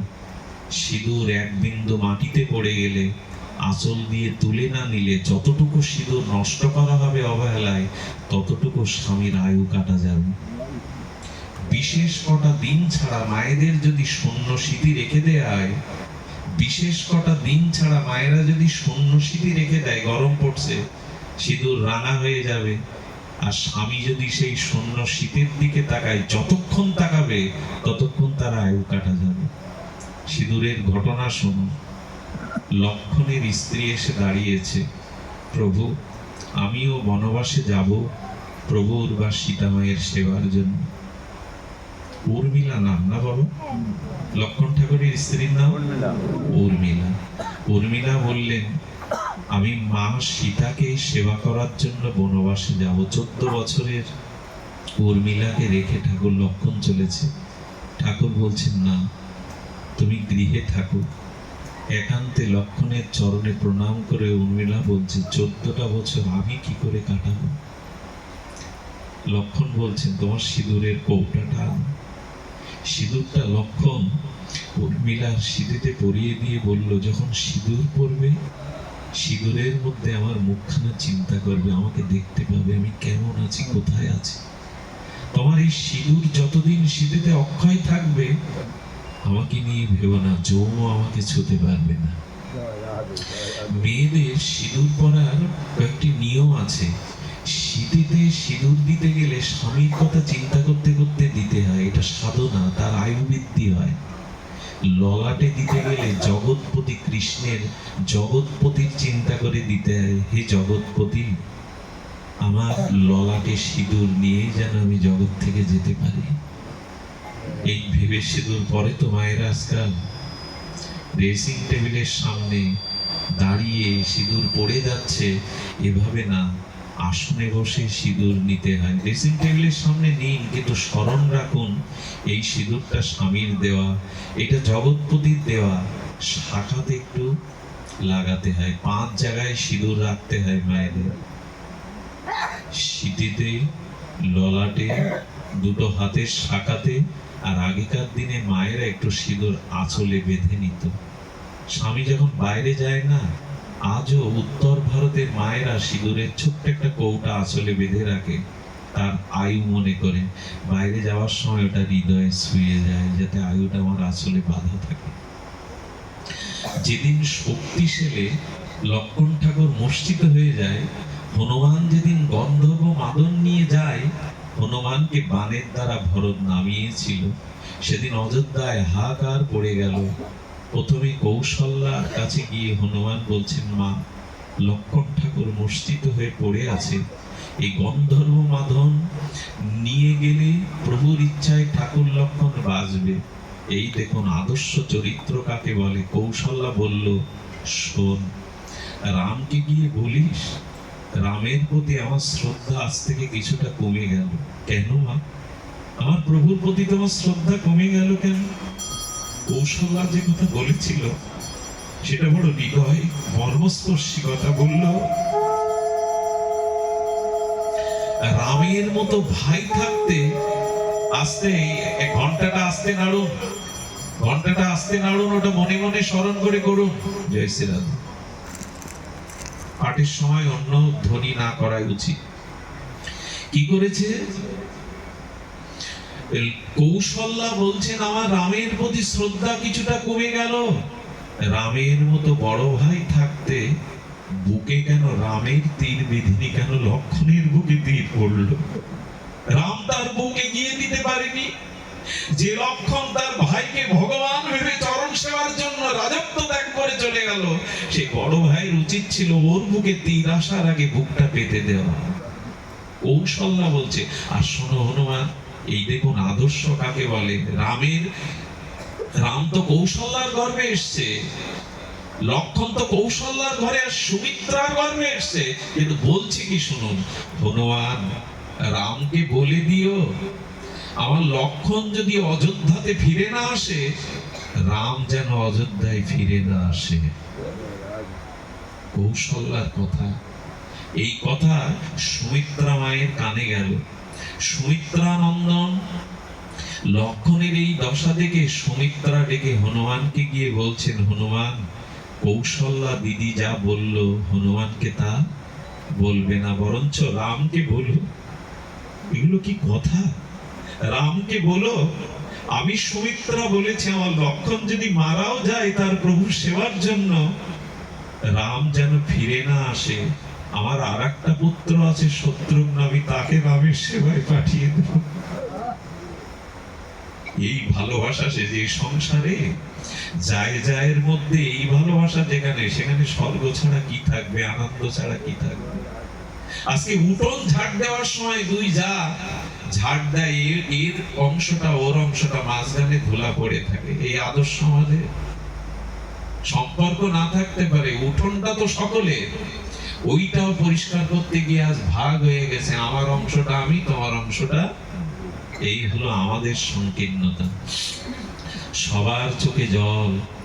উর্মিলার কাছে গিয়ে উর্মিলার সখীগণ দাঁড়িয়ে কাঁদছে, অভাগিনী নূতন বিয়ে হলো, আর তোর প্রভু বনবাসে গেল প্রভুর সেবাতে, আর তোর বৈধব্য নেমে আসবে, লক্ষণ ঠাকুর মুষ্টিত মৃত পেরায়। তখন সিঁদুর অঙ্কিত করছিলেন উর্মিলা। উর্মিলা তখন সখীদের বলছেন, তার সেবিকাদের বললেন, তোরা মিথ্যা শোক করছিস, আজ আমি সিঁদুর সিঁথি দিয়ে আমার প্রভুকে দেখলাম কি জানিস, প্রভু তার প্রভুর কোলে, আমার প্রভু তার প্রভুর কোলে আনন্দে ঘুমিয়ে আছে। আমার শীতের সিঁদুর যতদিন আছে, আমার কাছ থেকে জমেরও সাধ্য নাই আমার প্রভুকে কেড়ে নেওয়া। আমি আজ দেখেছি প্রভুর কোলে করে পরমানন্দে ঘুমিয়ে আছে, বিশ্রাম নিচ্ছে। আমার এই প্রসাদী সিঁদুর যতদিন আছে, কেড়ে নেওয়ার ক্ষমতা নেই। সিঁদুর নিয়ে খেলো না মা। কি একটা উদ্ভট সংস্কৃতি পশ্চিম বাংলার চ্যানেলগুলো প্রচার করে, সিঁদুর খেলা। সিঁদুর খেলার জিনিস না। ওই এক চিমটি সিঁদুরের কি মূল্য তা ঘরের যে মা স্বামী হারা হয়েছে সে অনুভব করতে পারে। এগুলো খেলার জিনিস না। আমাদের দৃষ্টিটা নষ্ট হতে বসেছে। আমরা আমাদের আচরণের কথা বলছিলাম, বারবার কিন্তু একটা শব্দ প্রয়োগ করতে নাই, তবু করছি, যতদিন আচার ব্যবহার শুদ্ধ না হবে ততদিন ভক্তি হবে না, ততদিন আনন্দ পাওয়া যাবে না, ততদিন আনন্দ পাওয়া যাবে না। এই জন্য আমাদের চক্ষুকে দিয়ে, কর্ণকে দিয়ে, আমাদের বদনকে দিয়ে, জিহ্বাকে দিয়ে দয়া করে একটু শুদ্ধতা নিতে চেষ্টা করুন। ইন্দ্রগুলি যদি শুদ্ধ কিছু নিতে থাকে, তখন ধীরে ধীরে আপনার এই রিপু সংযত হলে, রিপুগুলো শুদ্ধ হলে, ধীরে ধীরে আপনাদের মধ্যে শুদ্ধতা আসবে। আরেকটি জিনিস হলো, আমরা ট্যাক্স দেই সরকারকে, নিজের অনেক কিছু অপকর্ম ঢাকতে গিয়ে প্রশাসন অনেক কিছুকে টাকা পয়সা দিয়ে দিই, কিন্তু সৎ কাজে টাকা আমরা কজন ব্যয় করি? ট্যাক্সে কত টাকা দিতে হয় ব্যবসায়ীদের, সরকারকে কত টাকা এমনিই বা দিতে হয়, চাঁদা অমুক তমুক। ভগবানের জন্য বলুন তো, সারা বছরে ভক্ত ভগবানের জন্য, সৎ মহতের সেবার জন্য কত টাকা ব্যয় করে? টাকা কিন্তু শুদ্ধ করতে হয়। আয়ের একটা অংশ যদি সৎ কাজে, সমাজের মঙ্গলে ব্যয় না করেন, ওই অর্থ কিন্তু অভিশাপ হয়ে দেখা দেবে। অর্থের একটা সৎপূজক করতে হয়। বিগ্রহ সেবায়, ভগবত সেবায়, বৈষ্ণব সেবায়, সমাজের কোনো মঙ্গল কাজে এই অর্থ নিয়োগ করুন। অর্থ যদি সৎ কাজে উপযোগ না হয়, অর্থ অভিশাপ হয়ে দেখা দেবে। অর্থ তিন ভাবে চলে যাবে, হয়তো সরকার কোরক করে নেবে, সন্ত্রাসীরা ছিনিয়ে নেবে, নাহলে মামলা মকদ্দমায় ওই অর্থ চলে যেতে বাধ্য। অর্থ কিছুটা সৎ কাজে লাগায়। অনেকেই দেখেন অনেক অর্থ ব্যয় করে হচ্ছে বাড়িতে বছরে দুজন বৈষ্ণব সেবা, তারও এটা মনে করে অনেক ভারী জিনিস। শাস্ত্রে আছে, গৃহে বছরান্তে অন্তত একটু সাধুগুরু বৈষ্ণবের পায়ের ধুলো নিতে হয়। গৃহে ভক্তদের দিয়ে একটু হরিনাম ভগবত এগুলি করাতে হয়। তারা আসলে অনেক আপদ চলে যায়, অনেক সংকট চলে যায়। দেখুন, যে গৃহে শোক আছে, রোগ আছে, মোহ আছে, সে গৃহে যদি ভগবানের প্রিয় ভক্ত যায়, আপাতত সাধু যতক্ষণ থাকে ততক্ষণ ওই বাড়িতে শোক মোহ কাজ করে না, শোক মোহ দূরে চলে যায়। সাধু সমাগমে শোক এটাও দূরে চলে যায়, ভয় ভীতি এগুলোও দূরে চলে যায়, যদি শুদ্ধ ভক্তের আগমন ঘটে কারো গৃহে। আমরা এখন এগুলি বুঝি না। অনেক জায়গায় নামযজ্ঞ হয়, 50 কিলোমিটার দূরে 50 বয়স এক বাবা বসে বসে সারা রাত নাম শুনেছে। সকালবেলা মনে করে যদি একটু স্নানের জায়গা পেতাম, একটু আহ্নিক করার জায়গা পেতাম। পাড়ায় কেউ তাকে, এই বৃদ্ধটা কত দূর থেকে এসে সারা রাত জেগে নাম শুনেছে, আমাদেরই যোগ্য, যোগ্য মানে সেবা, তারা তাকে নিয়ে চিন্তা করে না। চিন্তা করে জামাই মেয়ে মেসোমাসে আসছে, তারা খাবে কি, তারা কি করে সুখ পাবে, এরই নাম যোগ্য। সারাটা রাত জেগে যে মানুষগুলো ঠাকুরের নাম শুনলো, তাদের ডেকে নিয়ে যান, স্নানের ব্যবস্থা করুন, তাদের মুখে কিছু জল খাবার দিন। কিন্তু জামাই নিয়ে ব্যস্ত, মেসোমাসি নিয়ে ব্যস্ত, সাধুর দরদার এখন মানুষ বোঝে না। যতদিন ভগবান ভক্তকে সেবা না করবেন, ভক্ত প্রসন্ন না হবে, ততদিন ভগবানও প্রসন্ন হবে না। এইগুলোই হলো সুব্যবহার, এইগুলোই হলো সৎ আচার। এগুলি না হলে আনন্দের সন্ধান আপনি আমি কোনোদিন পাবো না, আমাদের চিত্ত শুদ্ধ হবেই না, কোনোদিনই হবে না। এই জন্য দয়া করে নিজের হৃদয়েন্দ্রকে একটু কাজে লাগাতে হবে। দেখুন একটা জিনিস বলি, আপনি 1 মণ দুগ্ধ দিয়ে প্রদীপ জ্বালাতে পারবেন? দুধে প্রদীপ জ্বলে? কিন্তু 2 কেজি দুধ থেকে ঘি করে প্রদীপ জ্বালান। এই সংসারে থেকে সার বস্তুটা তুলে নিন। সেই সার বস্তুই হলো নিজের ব্যবহারকে শুচি শুভ্র করা। দুধ থেকেই ঘি হয়, দুধ 1 মণ দিয়েও প্রদীপ জ্বালাতে পারবেন না, কিন্তু দুধ থেকে সারাত সার ঘৃত দিয়ে প্রদীপ জ্বালাতে পারবেন। দেখুন আরেকটি জিনিস হলো, এই দেহে আমি বলেছি রক্ত মাংস পিণ্ড দেহ অমেদ্যপূর্ণ ভরা, কিন্তু এই দেহ থেকে এই সৎ আচরণ হলে, শুদ্ধ ব্যবহার হলে, মনশুদ্ধ হলে এর মধ্যে দিয়ে ভগবত প্রাপ্তি ঘটে। এই দেহকে এই চিন্ময় শুদ্ধ করা যায় কেমন করে জানেন? আচরণ শুদ্ধতার দ্বারা। কেমন? আচ্ছা, আপনার কাছে ঘোল দেয়া হলো ভোরবেলা প্রভাতে, সেই ঘোলের মধ্যে মন্থন করলে কি উঠবে? কথা বলেন, কি উঠবে? মাখন উঠবে। কিন্তু ঘোল আপনি মন্থন করলেন না, হাতে বোতল রেখে দিলে মাখন উঠবে বাবা? আস্বাদন করা যাবে মাখন? তেমনি এই দেহকে যদি সৎ ব্যবহার, সৎ আচার, শুদ্ধতাকে মন্থন আচরণ করতে পারেন, এই দেহ থেকে এই প্রেম ভক্তি লাভ হবে, এই দেহ দিয়ে ভগবান লাভ হবে। মন্থন করতে হবে, আমাদের মন্থন করতে হবে। ভক্তিতে এমন হয়ে যায় যে ভক্তিতে বিপদটাকেও, আচ্ছা ভক্তিতে কি হয়? আচরণ শুদ্ধ হলে কি হয়? আমি গতকাল বলছিলাম, রানা বিষ পাঠিয়েছে মীরার কাছে, যাতে বিষ খেয়ে সে মরে, কিন্তু বিষ বললে তো কেউ খাবে না। তাই মীরা তার সেবকদের মীরার কাছে পাঠানোর আগে রানা বলেছে, কি বলবে? জগন্নাথের চরণামৃত। মীরা যখন জগন্নাথের চরণামৃত মনে করে বিষ খেতে যাবে, তার এক সেবিকা বলছেন, মীরা চরণামৃত এত কালো হয়, ওটা কালকুট বিষ। মীরা বোকা? বোকা না। মীরা বলছেন, আমি জানি, দেখ ওটা যে কালকুট বিষ আমি জানি, তো জেনে শুনে বিষ পান করবি? মীরা তখন বললেন, 24 ঘন্টা যে আমাকে হত্যার চেষ্টা করে, সে আমার কাছে চরণামৃত পাঠায়? যে ভগবানকেই মানে না, সে চরণামৃত উচ্চারণ করে? তবে ওর মতো ভগবান বিমুখ ব্যক্তির মুখে যখন চরণামৃত উচ্চারণ হয়েছে, ও যখন বিষকে চরণামৃত বলেছে, আমি কেন চরণামৃত মনে করব না? এই বিশ্বাসে যখন চরণামৃত মনে করলেন, গোবিন্দই ওর মধ্যে এসে বললেন, তার গিরিধারী লাভ। সাপের বিষ তো ওষুধ তৈরি করা যায়, যায় না? এই জন্য সাপের বিষের এত দাম, সোনার থেকে দাম। তো বিজ্ঞানীরা, গবেষকরা যদি সাপের বিষ থেকে ঔষধ তৈরি করতে পারে, প্রেম ভক্তি বিশ্বাসে মীরার বিষ চরণামৃত হবে না কেন? তবে সাবধান, আপনি যেন এই লীলা অনুকরণ করতে যাবেন না। আপনি আমি এই করতে গেলেই কিন্তু ডাক্তারে কাজ হবে না। ওই বিশ্বাস, ওই শুদ্ধতা এখনো আমাদের অর্জন হয়নি। বৃন্দাবনে এক বাবাজির কথা মনে পড়ল। এটা কি চরিত্র জানি না, কিভাবে ভগবানকে রাধারানীকে সর্বস্ব অর্পণ করেছেন অনুরাগে, বসে বসে জপ করে। আর সন্ধ্যার আধার নামে ওই জপ থেকে বাইরে এসে একটা বড় খাল আছে, সেই খালটা পার হয়ে এপারে ব্রজবাসীদের দুয়ারে গিয়ে দুটো রুটি সবজি মাদুকরি করে এনে পান।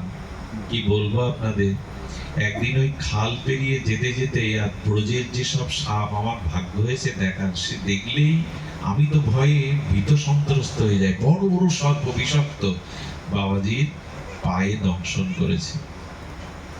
যেই দংশন করেছে পাটা ফুলে গেল সাথে সাথে। আচ্ছা, ডাক্তারের কাছে যাবে না উনি? উনি বিষ নিষ্ক্রিয় করার জন্য যাবে না? উনি কুটিরে ফিরে এসে মালা জপ করে হাতে বলছেন, তুমি তোমার কাজ করো, আমি আমার কাজ করি। আমি আর কার কাছে যাব? রাধারানীর চরণেই তো সব বিকিয়ে দিয়েছি। আর রাধারানীকে বলছেন না, রাধারানীকে একদমও বলছেন না তুমি তোমার কাজ করো, খবরদার এই লীলা আপনি আবার করতে যাবেন না। তুমি তোমার কাজ করো, আমি আমার কাজ করো, ও আমাদের মানাবে না। ওরা সর্বস্ব ভগবানকে দিয়ে দিয়েছে। বিষ কি হয়েছে জানেন? পাটা ফুলতে ফুলতে 2 দিনে বিষ মাথায় উঠে গেছে, চোখটা জাল পড়ে গেছে। ওনার এক বান্ধব ছিল, তিনিও সারাদিন বসে বসে রাধারানীর চরণ চিন্তা হরি নামে রত থাকতেন। সন্ধ্যাবেলায় 2 বন্ধু একবার দেখে যেত দুইজনকে, বলে কালো এলো না, কি হয়েছে? সন্ধ্যার আধার হতে হতেই বন্ধু খাল পার হয়ে এসে দেখে সমস্ত পা ফোলা, চোখ টোক গুলো যেন জাল পড়ে গেছে। কি হয়েছিল? ইশারায় বললেন সর্প দংশন করেছে। তো কোনো উপায় করনি? বললেন উপায় কি করব, যার চরণে সব সঁপে দিয়েছি, এটা যদি প্রারব্ধ থাকে তিনি চরণে নিয়ে নেন তো নেবেন, আমার কি করার আছে। যেই বলল বিষ আর থাকবে না। যাকে কামড়েছে সে বলছে বিষ আর থাকবে না। কেন জানো? আমি যে তোমার মতো সাধুকে দর্শন করেছি বলে লুটিয়ে পড়ে ওনার পাদ ধুলোটা উনি মাথায় নিয়ে নিলেন। যেই নিয়ে নিলেন, গল্প শোনাতেও আসেনি এখানে, সঙ্গে সঙ্গে বিষ নেমে গেল।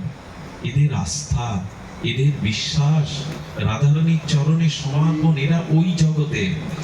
ওটা আপনার আমার অনুকরণীয় নয়। খবরদার এইসব অনুকরণ করতে যাবেন না। এগুলো অনুকরণ, দেখুন রাম ভগবান লক্ষণের শক্তিশালের জন্য সুসেন বৌদ্ধকে ডেকে বিশল্যকরণী হনুমানের দ্বারা ঔষধ আনতে পাঠালেন। রাম যদি এটা না করতেন তাহলে ওই রামের দোহাই দিয়ে আমরাও ভাই ওইভাবে পড়ে থাকলে বলতাম ওষুধের দরকার নেই, রাম রাম করো। কিন্তু ভগবান তিনি বুদ্ধি সত্তম, তিনি জ্ঞানীর প্রকাশ, তিনি জানিয়ে গেলেন মানুষের চেষ্টা করতে হবে। কিন্তু এদের চরিত্র বড় আলাদা। মীরাকে দংশনের জন্য তো সর্প দেয়া হলো, যে সর্পকে মালা ভেবে ফুলের ডালিতে তুলতে যাবে, সবল খেয়ে মরবে। রানার উদ্দেশ্য এই। ভগবান দেখলেন যে যে সর্বস্ব সঁপে দিয়েছে, জগৎময় তার গিরিধারীকে ছাড়া দেখে না, সাপ ধরতে গিয়ে মীরা মালাই ধরল। কি হয় না বলুন তো? ভেতরে শুদ্ধতা এলে, ভেতরে প্রেম ভক্তি এলে, আমার একটা জিনিস বলি, খুব সাধারণ কথা, আমার মনে হয় আপনাদের কথাটা অত্যৌক্তিক মনে হবে না। 100 বছর আগে ফিরে যান, এত ঔষধপত্র ছিল না, কিন্তু অনেক প্রাচীন যারা সৎ কথা বলতো, সৎ চরিত্র নিয়ে বাস করতো, এত শাস্ত্র ঘাটাঘাটি, এত বক্তব্য, এত পাঠ কীর্তন ছিল না। তার কাছে কোনো মা যদি অসহায় মা যদি বাচ্চাটার জ্বর হয়েছে বলে নিয়ে যেত, বিশ্বাস করুন তুলসী তলার মাটিটা দিয়ে তার কপালে লেপন করার সাথে সাথে জ্বর নেমে যেত। পুরানো দিনের মানুষ এই বিশ্বাস আস্থায় কেন হতো বলতে পারে? ওদের স্বভাব চরিত্র শুদ্ধ ছিল, ওদের নিষ্ঠা ছিল, ওদের ভিতরে সৎ আচরণ ছিল। আমার মতো এত বক্তব্য, এত শাস্ত্র মহিমা প্রকাশ না করলেও ওদের চরিত্র, ওদের মানসিকতা, ওদের আচার ব্যবহার শুদ্ধ ছিল, সত্য ছিল। সেগুলির দ্বারাই তারা জগতের অনেক কল্যাণ করেছে, অনেক কল্যাণ করেছে। তাই বারবার যে কথাটি বলতে এসছি, জীবনে কৃপা করে শুদ্ধ আচরণশীল হন, তাহলেই আনন্দ, তাহলেই ভক্তিটা আমাদের আসবে। সুধীবৃন্দ, একটি ঘটনা মনে করে দিই। আহার হর্ষ আমিষায় আমরা মিথ্যা, ছলনা, কপটতার আশ্রয় নিচ্ছি। আজ দুপুরে আমারই খুব শ্রদ্ধেয় একজন মা বলছিলেন, বাবা, মানুষের মধ্যে যদি কপটতা না থাকতো সে অতি শীঘ্রই কল্যাণ লাভ করতে পারত, ভগবান পেতে পারত। কথাটা আমাকে অনেকক্ষণ ভাবিয়েছিল। সত্যই তো, কপটতাটি কপট বন্ধ করে দেয়। দরজা যদি ভেতর থেকে খিল দিয়ে দেন, বাইরে থেকে আর কেউ ঢুকতে পারে না। গোবিন্দ বলছেন, যা হৃদয়ে কপটতা আছে তার হৃদয়ে আমি ঢুকতে চেষ্টা করলেও পারি না। তো কপট বন্ধ করা। সরল না হলে কি ভগবান পাওয়া যায়? সুন্দর হৃদয় না হলে কি ভগবান পাওয়া যায়? যাবতীয় ছল চাতুরি, কপটতা, মিথ্যা, লোক ঠকানো, কুব্যবহার, কাম ক্রোধ হৃদয়ে ভরা, তো আমাদের চরিত্র কি করে আনন্দিত হবে? আমাদের মন কি করে শুদ্ধ হবে? আপনাদের মনে আছে মহাভারত একটা দৃষ্টান্ত দিয়েছে। যুধিষ্ঠির মহারাজ শ্রীকৃষ্ণের বলা একটা মিথ্যা কথা বলতে হলো, তাই না? একটা মিথ্যা কথা বলতে হলো না? অশ্বত্থামা হত ইতি। আচ্ছা, কথাটা কে বলতে বলছে? যুদ্ধক্ষেত্রে ন্যায় নীতি চলে না। যুদ্ধক্ষেত্রে শত্রুকে যেভাবে হোক পরাভূত করতে হবে। হাতে বন্দুক নিয়ে নীতি ধর্ম আওড়াবেন। শত্রুকে পরাজয় করে দেশ রক্ষা করুন, ধর্মকে রক্ষা করুন। যুদ্ধে ন্যায় নীতি সবসময় নিয়ম নীতি থাকে না। যুধিষ্ঠির মহারাজকে বললেন, এই ছাড়া গুরু দ্রোণাচার্যকে বধ করা? আমি বলছি তুমি মিথ্যা বলো।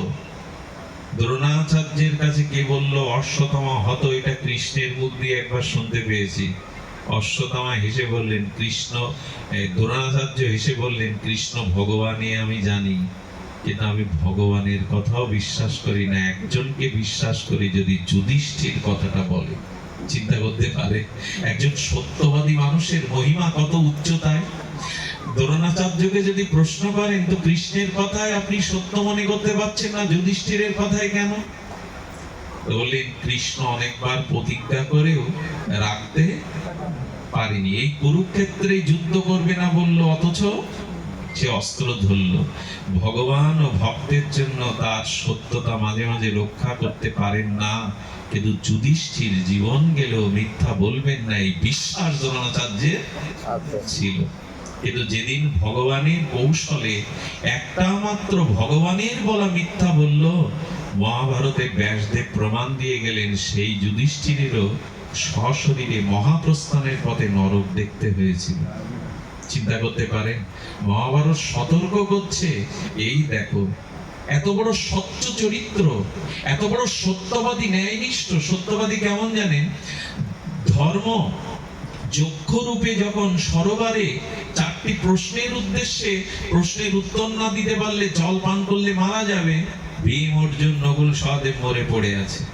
যুধিষ্ঠির মহারাজ গেছেন, ধর্মরূপী বক সেখানে বলছেন, চারটে প্রশ্নের উত্তর না দিলে তুমি এই জল পান করলে মারা যাবে। বললেন, আমার ভাইরা কি এই প্রশ্নের উত্তর না দিয়ে মারা গেছে? বলে, হ্যাঁ। তুমি যদি প্রশ্নের যথাযথ উত্তর দিতে পারো, তোমার চার ভাইয়ের মধ্যে দুই ভাই বেঁচে যাবে। আপনারা জানেন সেখানে বলা হয়েছিল যে সুখীকে, তাই না, জগতে আশ্চর্য কি, ইত্যাদি ইত্যাদি প্রশ্ন বলার পরে যখন সদুত্তর দিলেন, তখন বললেন, দুই ভাইকে তুমি ফেরত পাবে, চেয়ে নাও। আচ্ছা, কাকে চাইবে? যুধিষ্ঠির। এই দেখুন কত বড় ন্যায় নীতি পরায়ণ। ভীম আর অর্জুন হলেন কুন্তির গর্ভের পুত্র, আপন সহোদর ভাই যুধিষ্ঠিরের। আর সৎ মা মাদ্রির গর্ভে এসেছিলেন নকুল আর সহদেব। ওরা হলো সৎ মার পুত্র। আর ধর্মরূপী বক বলছেন, তুমি একজনকে ফেরত পাবে, একজনকে ফেরত পাবে, চেয়ে নাও কোন ভাইকে চাও। যুধিষ্ঠির এক বাক্যে বলল, আমার মাদ্রি মায়ের নকুলকেই ফিরিয়ে দিন। যক্ষ তখন বলছে, নিজের ভাই বিশ্ববিজয়ী অর্জুনকে ভীমকে চাইলে না? আমার মায়ের তো আমি বেঁচে আছি, আমার মাদ্রি মায়ের যে কোনো সন্তান বেঁচে নেই। এই হলো চরিত্র শুদ্ধতা, এই হলো সদ আচরণ। কি বিচার দেখুন, আমার মায়ের তো আমি বেঁচে আছি, আমার মাদ্রি মায়ের দুটি সন্তানই তো শুয়ে আছে, একটাকে ফিরিয়ে দে। এই হলো চরিত্র। আজ সব নষ্ট হতে বসেছে। মিথ্যা ছল। তো আমি একবার খুলনায় 70-80 জন গাড়ির মধ্যে কোট টাই প্যান্ট পরা এক বিশেষ ভদ্রলোক মোবাইলে চেঁচিয়ে চেঁচিয়ে বলছে, আমি এখন ঢাকাতে, ফিরলে তবে তোমার কথা শুনবো। খুলনায় দাঁড়িয়ে সভ্য মানুষ কত জলজান্ত মিথ্যা বলছে, আমি এখন ঢাকাতে। মিথ্যাকে এখন আমরা খুচরা পয়সার মতো নাড়াচাড়া করতে শুরু করি। যে কোনো কথায় একটা মিথ্যার আশ্রয়। এগুলি চরিত্রকে নির্মল করে না, এগুলো চরিত্রকে শুদ্ধ করে না। এই জন্য তিনি বলেছিলেন, মনুষ্য তার জীবনে একবার বিচার করতে পারে যে কতটা মিথ্যা, কতটা কপটতা আমার মধ্যে বিরাজ করছে। আমি আশা করি কি করে আমার মঙ্গল, আমার কল্যাণ। তাই আপনাদের কাছে নিবেদন করি, আজ মনে করেছিলাম বড় ক্লান্ত, হরিকথা অল্প বলেই পাঠ বিশ্রাম দেব, তবু আপনাদের সামনে দেখলে, আপনাদের মতো ভক্তকে দেখলে মনটা হরিকথা থেকে নামতে চায় না, সব ক্লান্তি যেন কোথায় চলে যায়। তবু বলবো, আসুন আমরা আজ থেকে এখান থেকে একটা সংকল্প করি, একটা সদ আচরণ কাল থেকে আমি প্রতিপালন করব। একটা অন্তত ভগবত সান্নিধ্যের কোন আচরণ আমার জীবনে ফিরে আসুক। একটি ভাগবত আসর থেকে একজন প্রবক্তা শাস্ত্রের, ভাগবতের, গীতার একটা তত্ত্ব উপদেশ যদি আমরা গ্রহণ করতে পারি, একটি ধর্ম উপদেশ মানুষের চরিত্রকে বদলে দিতে পারে। একটি আদর্শকে আঁকড়ে ধরলে, একটা মহাজনের বাণী আচরণ করলে আপনার জীবন আমূল পরিবর্তন আসবে। একটা উপদেশ পালন করুন, একটা, বহু আমরা পারবো না। শাস্ত্রের যথাযথ আচরণ আমাদের মধ্যে প্রস্ফুটিত হবে না, একটা অন্তত গ্রহণ করুন। দয়া করে, কৃপা করে একটা সদাচার, একটি সৎ আচরণ, একটি ভজন অন্তত আপনি দয়া করে গ্রহণ করুন।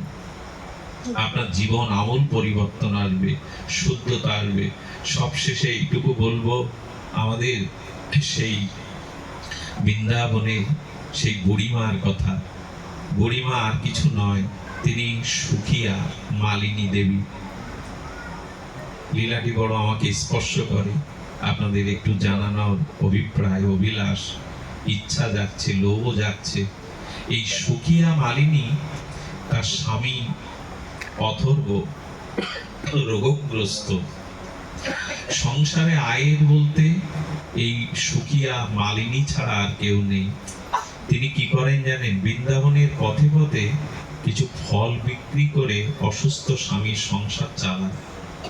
তো গোপালের যখন আবির্ভাব হলো নন্দালয়ে, সেই সময় সুখিয়ার কানে গোপালের অনেক মাধুর্যের কথা, লীলার কথা, তার সৌন্দর্য মাধুর্যের কথা, আর ব্রজের সমস্ত সখার কানে কানে ফল বিক্রি নিয়ে এই সুখিয়া মালিনীর কানে যায়। তখন মনে মনে ভাবলো, গোপাল এসেছে বৃন্দাবনে, যশোদা অঙ্গনে খেলে বেড়ায়, যশোদা দুলালকে, নন্দ দুলালকে একবার চোখে দেখবো না?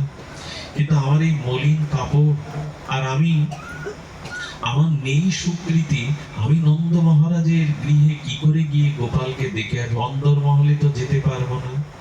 তখন এক সাধুর কাছে গেলেন।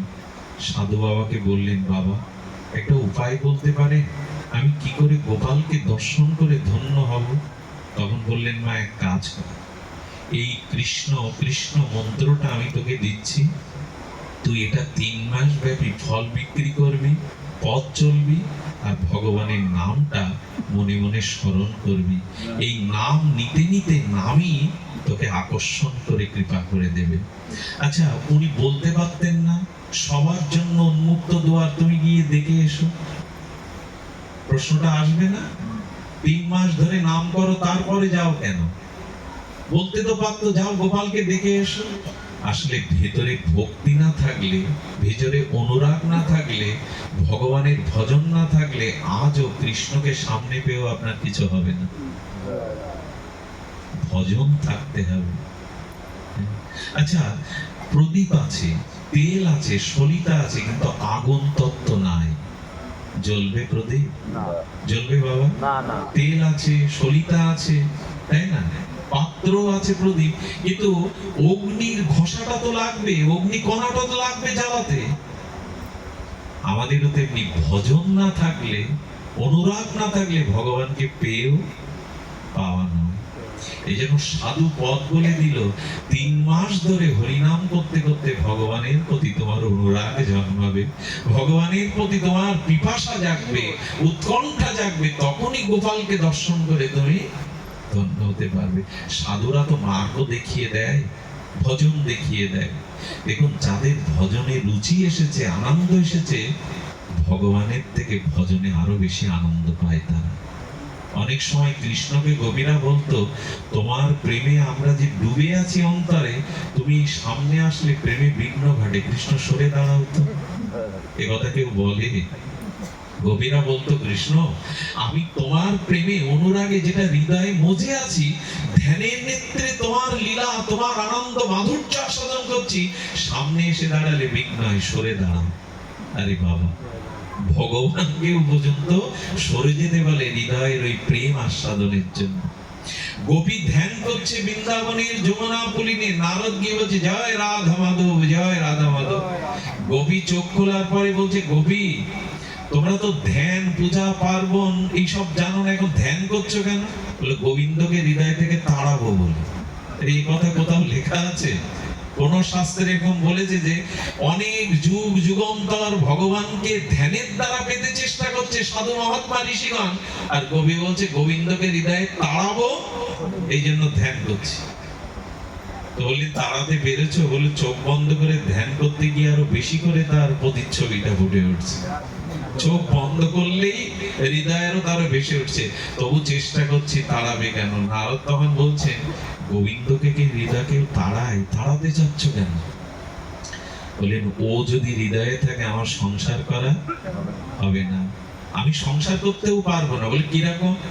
বলে, জানো সকালবেলা আমি গাভী দহন করতে পাঠিয়েছিল শাশুড়ি মা, আমি গাভীর বাট থেকে যখন দুগ্ধ দহন করছি, কৃষ্ণ পাশে, সেই কৃষ্ণ চিন্তা সবসময়, তো কৃষ্ণের বাল গোপালের রূপ এসে বলছে, ও গোপী, আরে যশোদা কাল রাত্রে আমাকে খেতে দেয়নি, বড় ক্ষুধা, দাও না একটু দুধ খেতে দাও না। বলে, দুধ কি করে যাব পাত্র? বলে, পাত্র তোমার গাল, তুমি ওই বাটটা বালতির দিকে না টেনে আমার গালের দিকে সোজা করে টানো, আমি হা করে দিচ্ছি।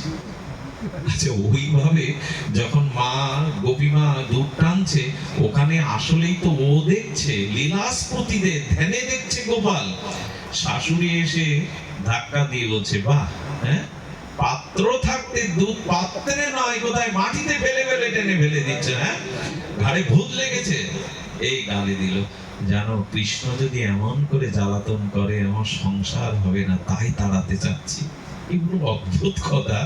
ভগবানকে হৃদয়ে ধারণের জন্য যুগ যুগান্তর তপ সাধনা কত কিছু করে, আর এরা তাড়াবে বলে। বলে, আর কি করে? ঘরটা গুছালাম, ননি ভাণ্ড গুলো সাজিয়ে রাখলাম, ঘরে বাইরে যখন গোবর দিয়ে ঘুটে দিচ্ছি, তখন দেখছি কৃষ্ণ ঘর সব আলু থালু করে দিচ্ছে, আর সেই মাখন গুলো ঘরে ঢেলে রাখে, যাতে কেউ ঘরে পা দিলে পা ফসকে পড়ে যায়। এই যখন করছে, আমি রাগে সেই গোবর ছুঁড়ে মারতে গেলাম, বেরিয়ে যা ঘর থেকে, দুষ্ট বেরিয়ে যা, ঘর নষ্ট করছিস, মাখন ঢেলে দিচ্ছিস। কোথায় কৃষ্ণ? ওদের লীলাস্ফূর্তিতে তো কৃষ্ণকে দেখছে, সেই গোবর গিয়ে পড়েছে শাশুড়ির মুখে। আমার সংসার হবে? আমাকে রাখবে সংসারে? কত গালি দিল, বেরিয়ে যাও উন্মাদিনী, পাগল কোথাকার। বলতো, কৃষ্ণ হৃদয়ে থাকলে সংসার হবে? কি গোপীদের ভাবনা গো! হ্যাঁ, সংসার করতে আমায় ও দেবে না। সংসার করতে জানো, বাড়িতে আত্মীয় স্বজন এসে শাশুড়ি বললে, ভুল তো তোমার সব কাজে, ঘাড়ে কোন ভূত লাগে আমি জানি না, রান্নাটা অন্তত ভালো করে করো। আমি রান্না করতে গিয়ে পরমান্নে লবণ দিয়ে বসি, আর আমি মালপোয়াতে চিনি না দিয়ে লবণ দেই। মাঝে মাঝে কড়াইতে জল ঢালতে গিয়ে আমি জ্বলন্ত কাঠে জল ঢেলে দিয়ে আমার রান্না করা হয়। নারদ, ও হৃদয়ে থাকলে আমার সংসার করতে দেবে না। ধন্য গোপী তোমরা, ধন্য তোমাদের কৃষ্ণ প্রেম, ভগবান তোমাদের পেছনে লেগে রয়েছে। এত প্রেম যে ভগবান গোপীদের দুয়ারে দুয়ারে এত মাখন চুরি, এত গোপীদের দুয়ারে যাবে কেন? যেখানে প্রেম সেখানে গোবিন্দ ছুটে যাবে। যে ফুলের মধ্যে গন্ধ মধু আছে, ভ্রমরকে নিমন্ত্রণ করা লাগবে না। ভ্রমর তো গুঞ্জরিত রাগ রাগিনী দ্বারা ফুলের পক্ষে বসতে চাইবে। যে ভক্তের হৃদয়ে শুদ্ধ প্রেম আছে, ভগবান তার পেছনে তো ছুটে বেড়াবে। ভগবানের খুব প্রয়োজন ওইটুকু প্রেমের। আচ্ছা, যদি বলেন আমার হৃদয়ে ভগবান প্রেম দিচ্ছেন না কেন? রাধা রানী প্রেম নিক্ষেপ করছে জগতে, কিন্তু সেই প্রেমকে ধারণের মতো আমার হৃদয় এখনো শুদ্ধ। আচ্ছা, বালুর উপরে যদি জল পড়ে, বৃষ্টির জল দাঁড়ায় তো না, শুকিয়ে যায়? কিন্তু জলের পাত্রে জল পড়লে 2-6 মাস স্থায়ী হয়। আমার হৃদয়টা এখনো কামনা বাসনায় অশুদ্ধতায় ভরা। তাই রাধারানী সবাইকে প্রেম দেবে বলে প্রেম নিক্ষেপ করছে, লাদিনী শক্তি, এটা আমার পাত্র যে নাই। আচ্ছা, আকাশ থেকে মুষলধারে বৃষ্টি হচ্ছে, আপনি অশ্রদ্ধায় পাত্র ছুড়ে দিলেন, মাটির ঘট উপর হয়ে পড়লো। 24 ঘন্টা বৃষ্টি হলো, পাত্রে বৃষ্টি পড়বে না। আমাদের পাত্র তো গোবিন্দের দিকে, রাধারানীর দিকে দেওয়া নেই, দেওয়া আছে কামনা বাসনার দিকে, ভোগের দিকে। তা প্রেম আসলে ওখানে যাবে কি করে? তাই হৃদয়টা শুদ্ধ করে একবার ভগবানের দিকে দিয়ে দিই। হৃদয়টা শুদ্ধ হলেই সব পাওয়া হবে। শুকিয়া 3 মাস নাম করছে, আর যত নাম নেয় তত গোপালের প্রতি অনুরাগ বৃদ্ধি হয়। তখন আর গোপালকে না দেখে থাকতে পারবে না। খেতে শুতে উঠতে বসতে ওই নাম তাকে পাগল করে দিয়েছে। সাধু বাবাকে বললেন, আর যে তাকে না দেখে থাকতে পারি না। সাধু বাবা ওর ব্যাকুলতা উৎকণ্ঠা প্রেম দেখে বললে, এবার যাও বুড়িমা, কিছু দেব ফল মাথায় নিয়ে ব্রজের পথে যেতে যেতে আজ নন্দ ভবনের দুয়ারের পথ ধরে চলেছে, আর বলছে, ফল নেবে গো, ফল নেবে গো। কথাটা আর আর কাউকে না জেনে যাতে গোপালের কানে যায়, ওই মন থেকে বলছে, ফল নেবে গো। গোপালও সেদিন মাকে সরিয়ে দিয়ে, যোগমায়ার দ্বারা খেলার সাথীদের সরিয়ে দিয়ে, ছোট ছোট পায়ে ছোট্ট বাল গোপাল, এক দিব্য জ্যোতিপুঞ্জ চিন্ময় গোপাল এসে বুড়িমার সামনে এসে আঁচল ধরে টানছেন, ও বুড়িমা। যেই ও বুড়িমা বলেছে, পেছনে ফিরে তাকে বলছেন, বুড়িমা আমায় একটা ফল দাও না। গোবিন্দ বলেন, এই দেখো, সাধুর আদেশে নাম আর আমার ভাবনা ভাবতে ভাবতে তার হৃদয় এত শুদ্ধ, এত প্রেম এসে গেছে, এখন গোবিন্দই পেছন থেকে তাকে ডাকছে, ও বুড়িমা। বুড়িমা ঝুড়ি নামিয়ে গোপালের অপরূপ সেই প্রেমময় বদনের দিকে তাকিয়ে বলছে, বুড়ি বাদ দিয়ে মা বলে ডাকতে পারিস না? তোর মুখের শব্দও এত মধুর। বললেন, বুড়িমা আমায় একটা ফল দেবে? ছোট্ট করপল্লব হাতের সৌন্দর্য থেকে বললেন, ওই হাতে তো সব দিতে ইচ্ছা করে রে গোপাল, একটা কেন, সব দিতে ইচ্ছা করে, কিন্তু ওটাই যে আমার সম্বল। গোপালের হাতে দুটো ফল দিয়ে দিল। বুড়িমা চাইছেন কথার জালে জড়িয়ে আরো কিছুক্ষণ যদি রাখা যেত সামনে তাকে। ও তো চঞ্চল শিশু, চলে যাবে, যদি আরো কিছুক্ষণ রাখা যেত।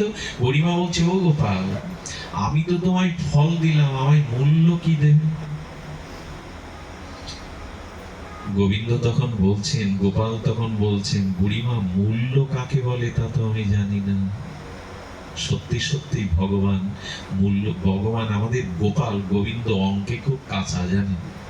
আমাদের গোবিন্দ অঙ্কে খুব কাঁচা। কেন জানেন? উনি কে কত তাকে ভালোবাসলো, কে কত কাকে কি দেবে, এই অঙ্ক ওনার মাথায় ঢোকে না। উনি শুধু এইটুকু বলেন, সব উজাড় করে আমায় দাও, আমি ওর আমার সব তোমায় দিয়ে দেবো। এই অঙ্ক গোবিন্দ বোঝেন। তুমি তোমার দেহ মন আমায় দাও, আমি আমার সবটুকু তোমায় দিয়ে দেব। ভগবান গুণ ভাগ বোঝেন না, অতি সরল ভগবান। এই জন্য উনি বললেন, আমি মূল্য বুঝি না। বুড়িমা মূল্য কি? বুড়িমা বললেন, কারো কিছু নিতে গেলে তাকে কিছু। ও আচ্ছা, তো তুমি মূল্য চাইছো কেন? ব্রজের কেউ তো আমাকে সব দেয়, ননি দেয়, মাখন দেয়, আমাকে নাড়ু দেয়, কেউ তো আমার কাছে মূল্য চায় না, তুমি চাইছো কেন? বুড়িমা তখন ঠকে গিয়ে বললেন, সত্যি সত্যি তোকে কিছু দিয়ে তো মূল্য চেতে নেই। ভগবানকে ভালোবাসাটা দিন, বিনিময় আমার টাকা চাই, ছেলের চাকরি চাই, এসব জানাবেন না। উনি আপনার ভালোটা বোঝেন। ভালো বোঝেন বলে মার গর্ভে আমি আগে থেকে মায়ের স্তনে দুধ দিয়ে দিয়েছি। উনি কম বোঝেন, আমার কি দরকার? মায়ের দুগ্ধটা রক্তের মধ্যে 6 মাস 3 মাস আগে দিয়ে দিয়েছেন। উনি বোঝেন না আমার কি প্রয়োজন? ভগবানের কাছে ভালোবাসা দিয়ে কিছু চাইতে যাবেন না, বিনিময় মূল্য দিয়ে কিছু ভগবানকে ভালোবাসতে হবে নিঃস্বার্থ ভাবে। বুড়িমা বলল, আমি ঠকে গেছি গোপাল, সবাই তোকে নিঃস্বার্থ ভাবে দেয়, আমি কেন মূল্য চাইলাম? তো তুমি চেয়েছো যখন কিছু পাবে, কারণ কেউ কিছু চাইলে আমি তাকে না দিয়ে থাকতে পারি না। তারাও বুড়িমা বললেন, আরে উনি কি করেছেন জানেন? যশোদা কিছুটা ধান শুকাতে দিয়েছিল, আর ওইখানে গোপালকে বসিয়েছিল ওই লাঠি নিয়ে পাখি তাড়াবে।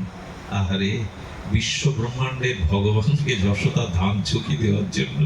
বলিহারি মা, তোমার ভাগ্য, কি প্রেম দিয়েছো গোপালকে, সে ধান শুকানোর পাখি রক্ষা করছে। ওই ধান থেকে এক মুঠো এনে না বুড়িমার ঝুড়িতে দিতে গিয়ে আঙুলের ফাঁক দিয়ে অনেকগুলো পড়ে গেল। যেগুলো ছিল বললো, বুড়িমা এই তোমায় দিয়ে দিল। বুড়িমা হাসছে আর বলছে, এই 4-5টা ছোট হাতের ধানে কি আর আমার কিছু হবে রে গোপাল? তবু দিয়েছে, এতেই সন্তুষ্ট। বুড়িমাকে তখন বলছেন, ফল যে আমার হাতে দিয়েছো আমি তো এভাবে নেই না। এই দেখুন, এবার গোবিন্দই মজে গেছে। গোবিন্দ তখন বলছেন, আমাকে কেউ হাতে দেয় না। বলে, কি করে দেয়? আমার মুখে তুলে দেয় সবাই। চোখে জল এসে গেছে সুখিয়া মালিনী। বলে, আমার এই হাতে নোংরা রে গোপাল, এরকম ভাগ্য করে তো জন্মায়নি যে তোর মুখে তুলে দেব। বলে, আমাকে তো সবাই মুখেই দেয়। যেই সাহস করে কাঁপতে কাঁপতে হাতটা মুখের কাছে ফল নিয়ে গেছে, বলি, তুমি আসলে বোঝো না, এভাবে দাঁড়িয়ে কি খাওয়া যায়? সবাই তো আমাকে কোলে বসিয়ে খাওয়ায়। একটু ভালোবাসা থাকে দিন না, তিনি আপনার কাছে আসতে চাইবেন। ওনার স্বভাবটাই ওই, একটু তাকে প্রেম দিন, একটু অনুরাগ দিন, একটু ভালোবাসা দিন, উনি আপনাকে গ্রাস করে নেবে। বুড়িমা, আমাকে সবাই কোলে বসিয়ে আদর করে খাওয়ায়। বুড়িমা কাঁদছে আর বলছে, এত করুণা তোর, এত কৃপা তোর, এই ময়লা বসনে পড়লে তোর শ্রীঅঙ্গে যে ময়লা লাগবে, এসব কি আর বোঝে? প্রেম ভক্তি যার হৃদয়ে আছে, বাইরে কি তাকে বোঝা যায় গো? এর মধ্যে এমন কোন ব্যক্তি আছে যাকে দেখলে হয়তো বাইরে শ্রদ্ধা হবে না, কিন্তু তার মনের মধ্যে লুকিয়ে আছে ভগবানের প্রেম। এই জন্য কাউকে উপেক্ষা করতে নেই। কে কে রূপে কি ভক্তি নিয়ে হৃদয়ে আছে, কাউকে উপেক্ষা করতে নেই। উপেক্ষা করা উচিত নয়। শুধু পোশাকটাই সাধুর হলে যে সাধু হবে এমন নয়।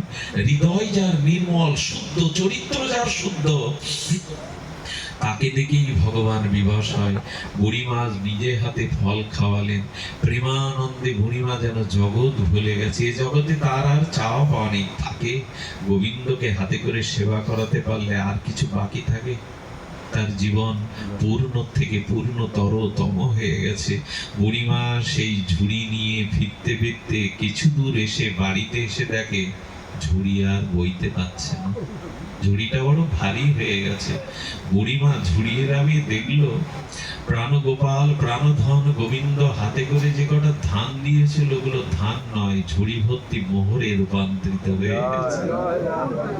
কাঁদছে আর বুক চাপড়ে বলছে, গোপাল রে, দুটো ফল দেওয়াতে যদি আমার পাত্র ভরে যায় মোহরে, এখন মনে হচ্ছে আমি ভুল করেছি, ভুলটা সংশোধন দরকার। বুড়িমা ছুটে এসে গোপালকে যেটা বলেছিলেন, আমার বিশ্বকবি রবীন্দ্রনাথ এটা উপলব্ধি করে 4টে লাইন লিখেছিলেন। বুড়িমার কণ্ঠেই শুনুন রবীন্দ্রনাথের অনুভূতিতে। দিলেন যা রাজ ভিখারি রে, তুমি চেয়েছো ভিখারি, তবে তুমি রাজ ভিখারি। দিলেন যা রাজ ভিখারি রে, স্বর্ণ হয়ে এলো ফিরে। তখন কাঁদি চোখের জলে দুটি নয়ন ভরে, দেইনি কেন আমার সকল শূন্য করে। গোপাল, দুটো ফল তোকে দিলে যদি মোহর হয়ে ফিরে আসে, এই জীবনের মন প্রাণ সর্বস্ব কেন তোকে দেইনি গোপাল? আমাদের এইটুকু শুধু বাকি। ভালোবাসাটা স্ত্রীকে দিয়েছি, পুত্রকে দিয়েছি, আত্মীয় স্বজনকে দিয়েছি, অর্থবিত্ত দেহকে দিয়েছি, ওর একটা অংশ একটু ভগবানকে দিই। জীবন পূর্ণতা পাবে। এই জীবন ধন্যাতি ধন্য হবে, এই জীবন স্বর্ণ হয়ে ফিরে আসবে। এই জন্য আজকে দেওয়ার জন্ম পেয়েছি। এই মন, বুদ্ধি, চরিত্র, বাক্য, চোখ, কর্ণ, নাসিকা, জিহ্বা যা কিছু তুমি দিয়েছো, যেন তোমার প্রসন্নতার জন্য সৎ সুন্দর করে তোমায় নিবেদন করতে পারি। বিশ্বকবির সেই চরণকে স্মরণ করে আজকের পাঠ বিশ্রাম। আমার বলে যা পেয়েছি শুভক্ষণে যাবে, আমার বলে যা পেয়েছি শুভক্ষণে যাবে, তোমার করে দিলেন যখন সবই আমার হবে। সব যদি তোমাকে নিবেদন করতে পারি তখনই প্রকৃত সব আমার হবে। আসুন এই দেহটাই আমরা চাল দেই, ফল দেই, ধূপকাঠি দেই, ভগবানের কাছে বাতাসা দেই, মিষ্টি দেই, নিজেকে দিয়েছি তো তাকে। আজ দেওয়ার পালা। আমার দেহ মন তোমাকে সমর্পণ করলাম। এই মন্ত্রই বুকে নিয়ে আজ অনুষ্ঠান বিশ্রাম করি। বড় ভালো লাগলো আজকের এই পরিবেশটা। এত সুন্দর শ্রী বিগ্রহের মন্দির, যার গৃহে, তার গৃহে ভগবানের আশীর্বাদ, ভগবানের সৌরভ তো থাকবেই। পাঠ করতে গিয়ে আমিও হারিয়ে গিয়েছিলাম। অনেক বিজ্ঞজন এসেছেন, আলাদা করে নাম নেব না। আপনাদের উপস্থিতি একান্ত কাম্য। আসুন এই ভাগবত পরিমণ্ডলে ভগবানকে মাঝখানে রেখে আমরা মিলিত হই। এমনি করে আবারও গৌর হরি যেন আমাদের মিলন করান, আবারও আপনাদের স্নিগ্ধ সান্নিধ্যে যেন এমনি করে আমরা আবার গুণকীর্তন করতে পারি। আমার সাথে আজ দুটো দিন ধরে আমাদের পার্থদা, তিনি আমাদের গৌতম দা, মাতা ঠাকুরানী, তারা যেভাবে এসেছে তাদের প্রতি আশীর্বাদ করবেন। ভবিষ্যৎ জীবন যেন তারা ভক্তিপথে এগিয়ে যেতে পারে। আজ এখানেই ভাগবত পূর্ণ বিশ্রাম। শ্রী গুরু প্রেমানন্দে।